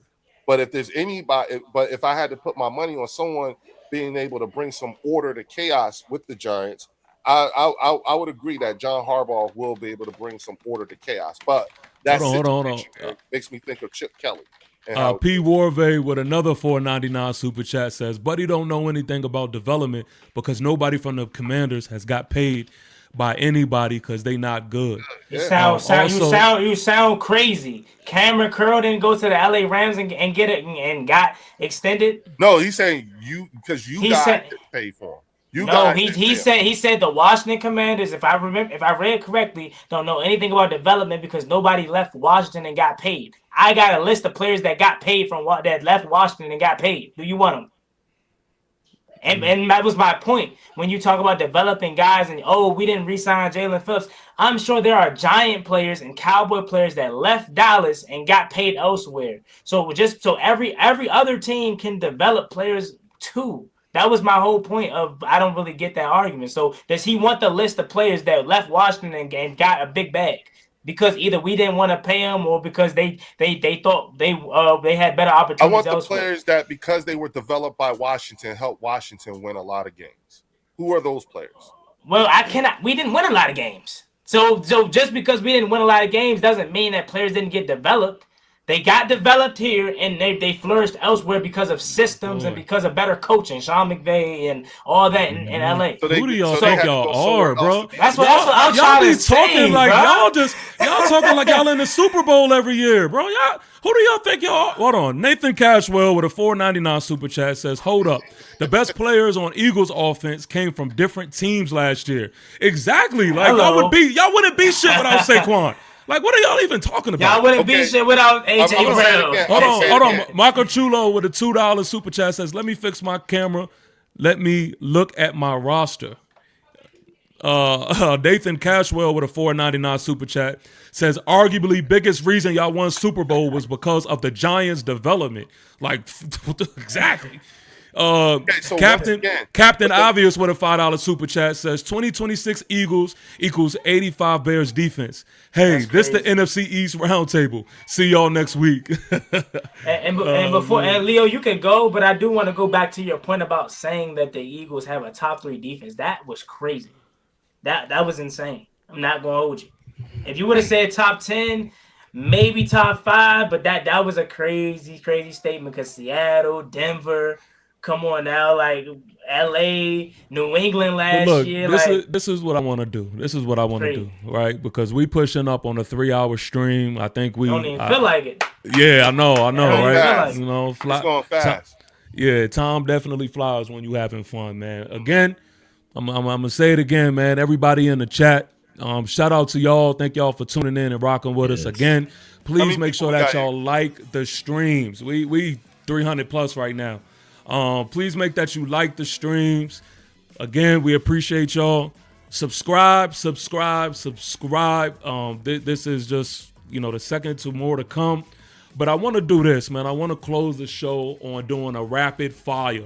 That means we're not going on and on. Let's just get to the point, and we could get up out of here. I want to call this segment here "Sit Down, Be Humble" segment, and what this is something that you're going to name that your fan base is pretty much drinking the Kool-Aid on, that you believe that they need to slow down on, okay? This is honesty time. So I'll give you an example.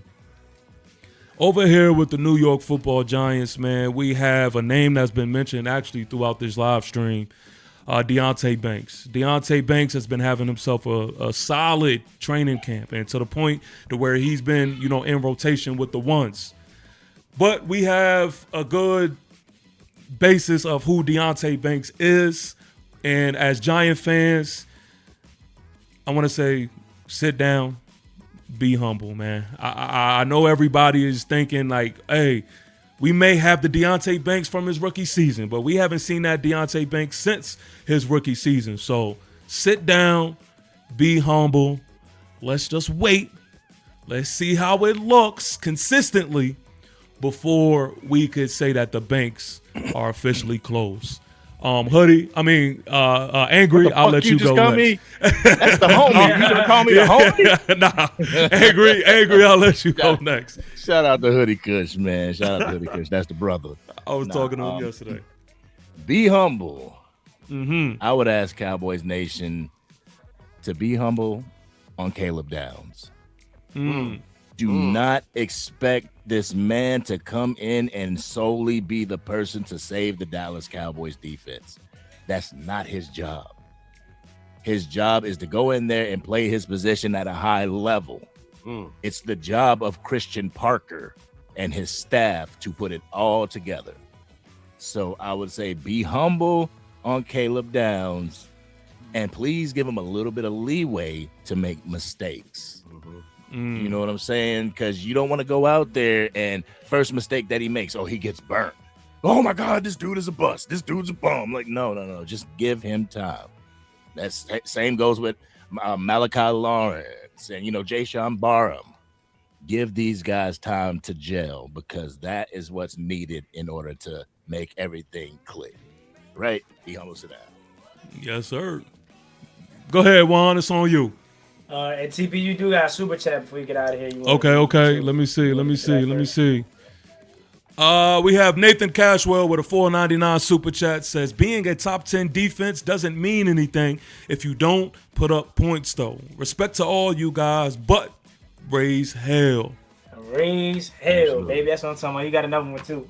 Also, Linda Conyers with another $5 super chat says, Philadelphia Eagle fans, don't apologize because our front office organization dominates the league, keeping us with one of the best rosters in the NFL. Nobody's telling you to apologize for that. We actually praise you for that. We would love to be like that, but we ain't gonna get. You got 2 hours of evidence of that. I mean, we've been admitting it all throughout the show, but y'all might hear that. Y'all like it. Have, but I'm saying, to be humble, for the Washington Commanders, this is tough because I'm already delusional and saying we're going to Super Bowl. It's like, nah. But I'll say for me, since we're going with players, man, we put a lot of stock into our young fella Antonio Williams, wide receiver out of Clemson. And to Angry's point of he's going to make mistakes for Caleb Downs and all this, and him being the sole reason that defense is better, allowing the room for the growth. That's my thing for Antonio Williams, and that's why I wanted us to get a Stephon Diggs, because people were putting so much stock into a 3rd-round pick, and I know how our fan base gets. If he doesn't come out performing guns blazing week 1, he's a bust. We should have went out and got somebody. He's not ready. They turn their backs on him. So again, with Angry's point and Bobby Ingram, our wide receivers coach has already talked about how he has a long way to go to develop, but he does have it. Stephon Diggs came in as Antonio Williams. It's going to be one of them ones. Allow him to grow. Allow him to go through the growing pains of facing a true defense and a DB, and maybe some drop passes are there. Maybe he has times where he doesn't get open. So I'll say slow down on drinking the Kool-Aid on Antonio Williams right now, not because he doesn't have it, but because you want to allow him to develop properly behind Terry McLaurin and Stephon Diggs. That's what I'm saying.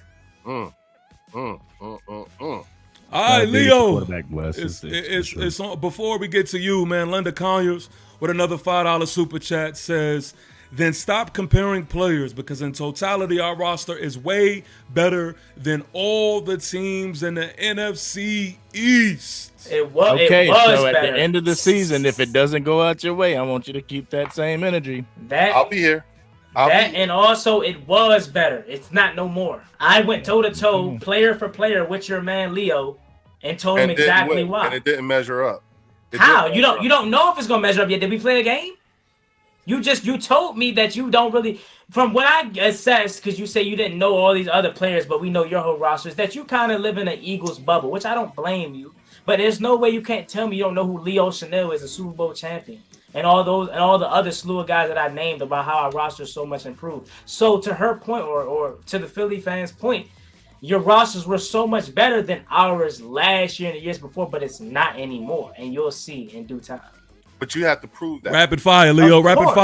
Get to it. Oh, my bad. So I would say the thing I would tell Eagles fans to calm down on, right, is to calm down on the Makai Lemon being a lemon talk. You know what I'm saying? Or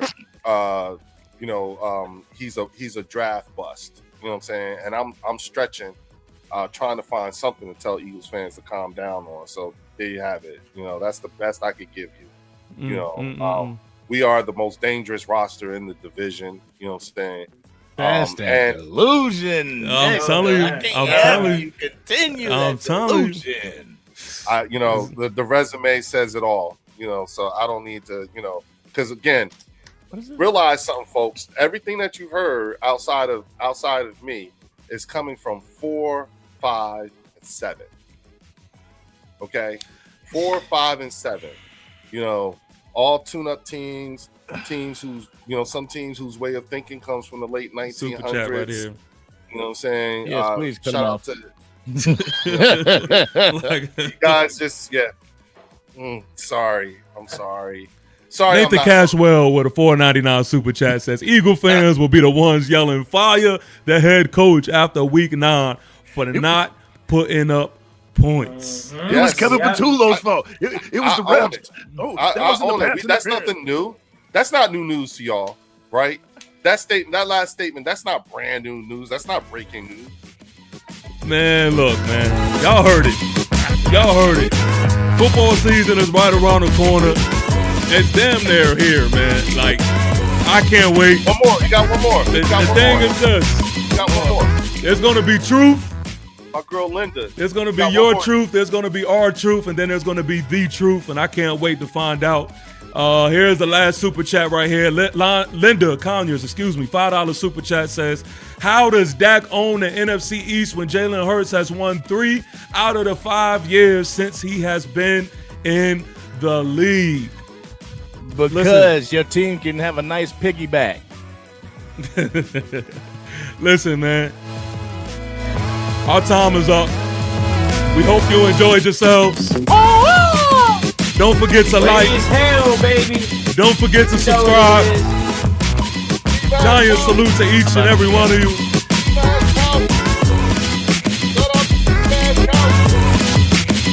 Back to the Cowboys.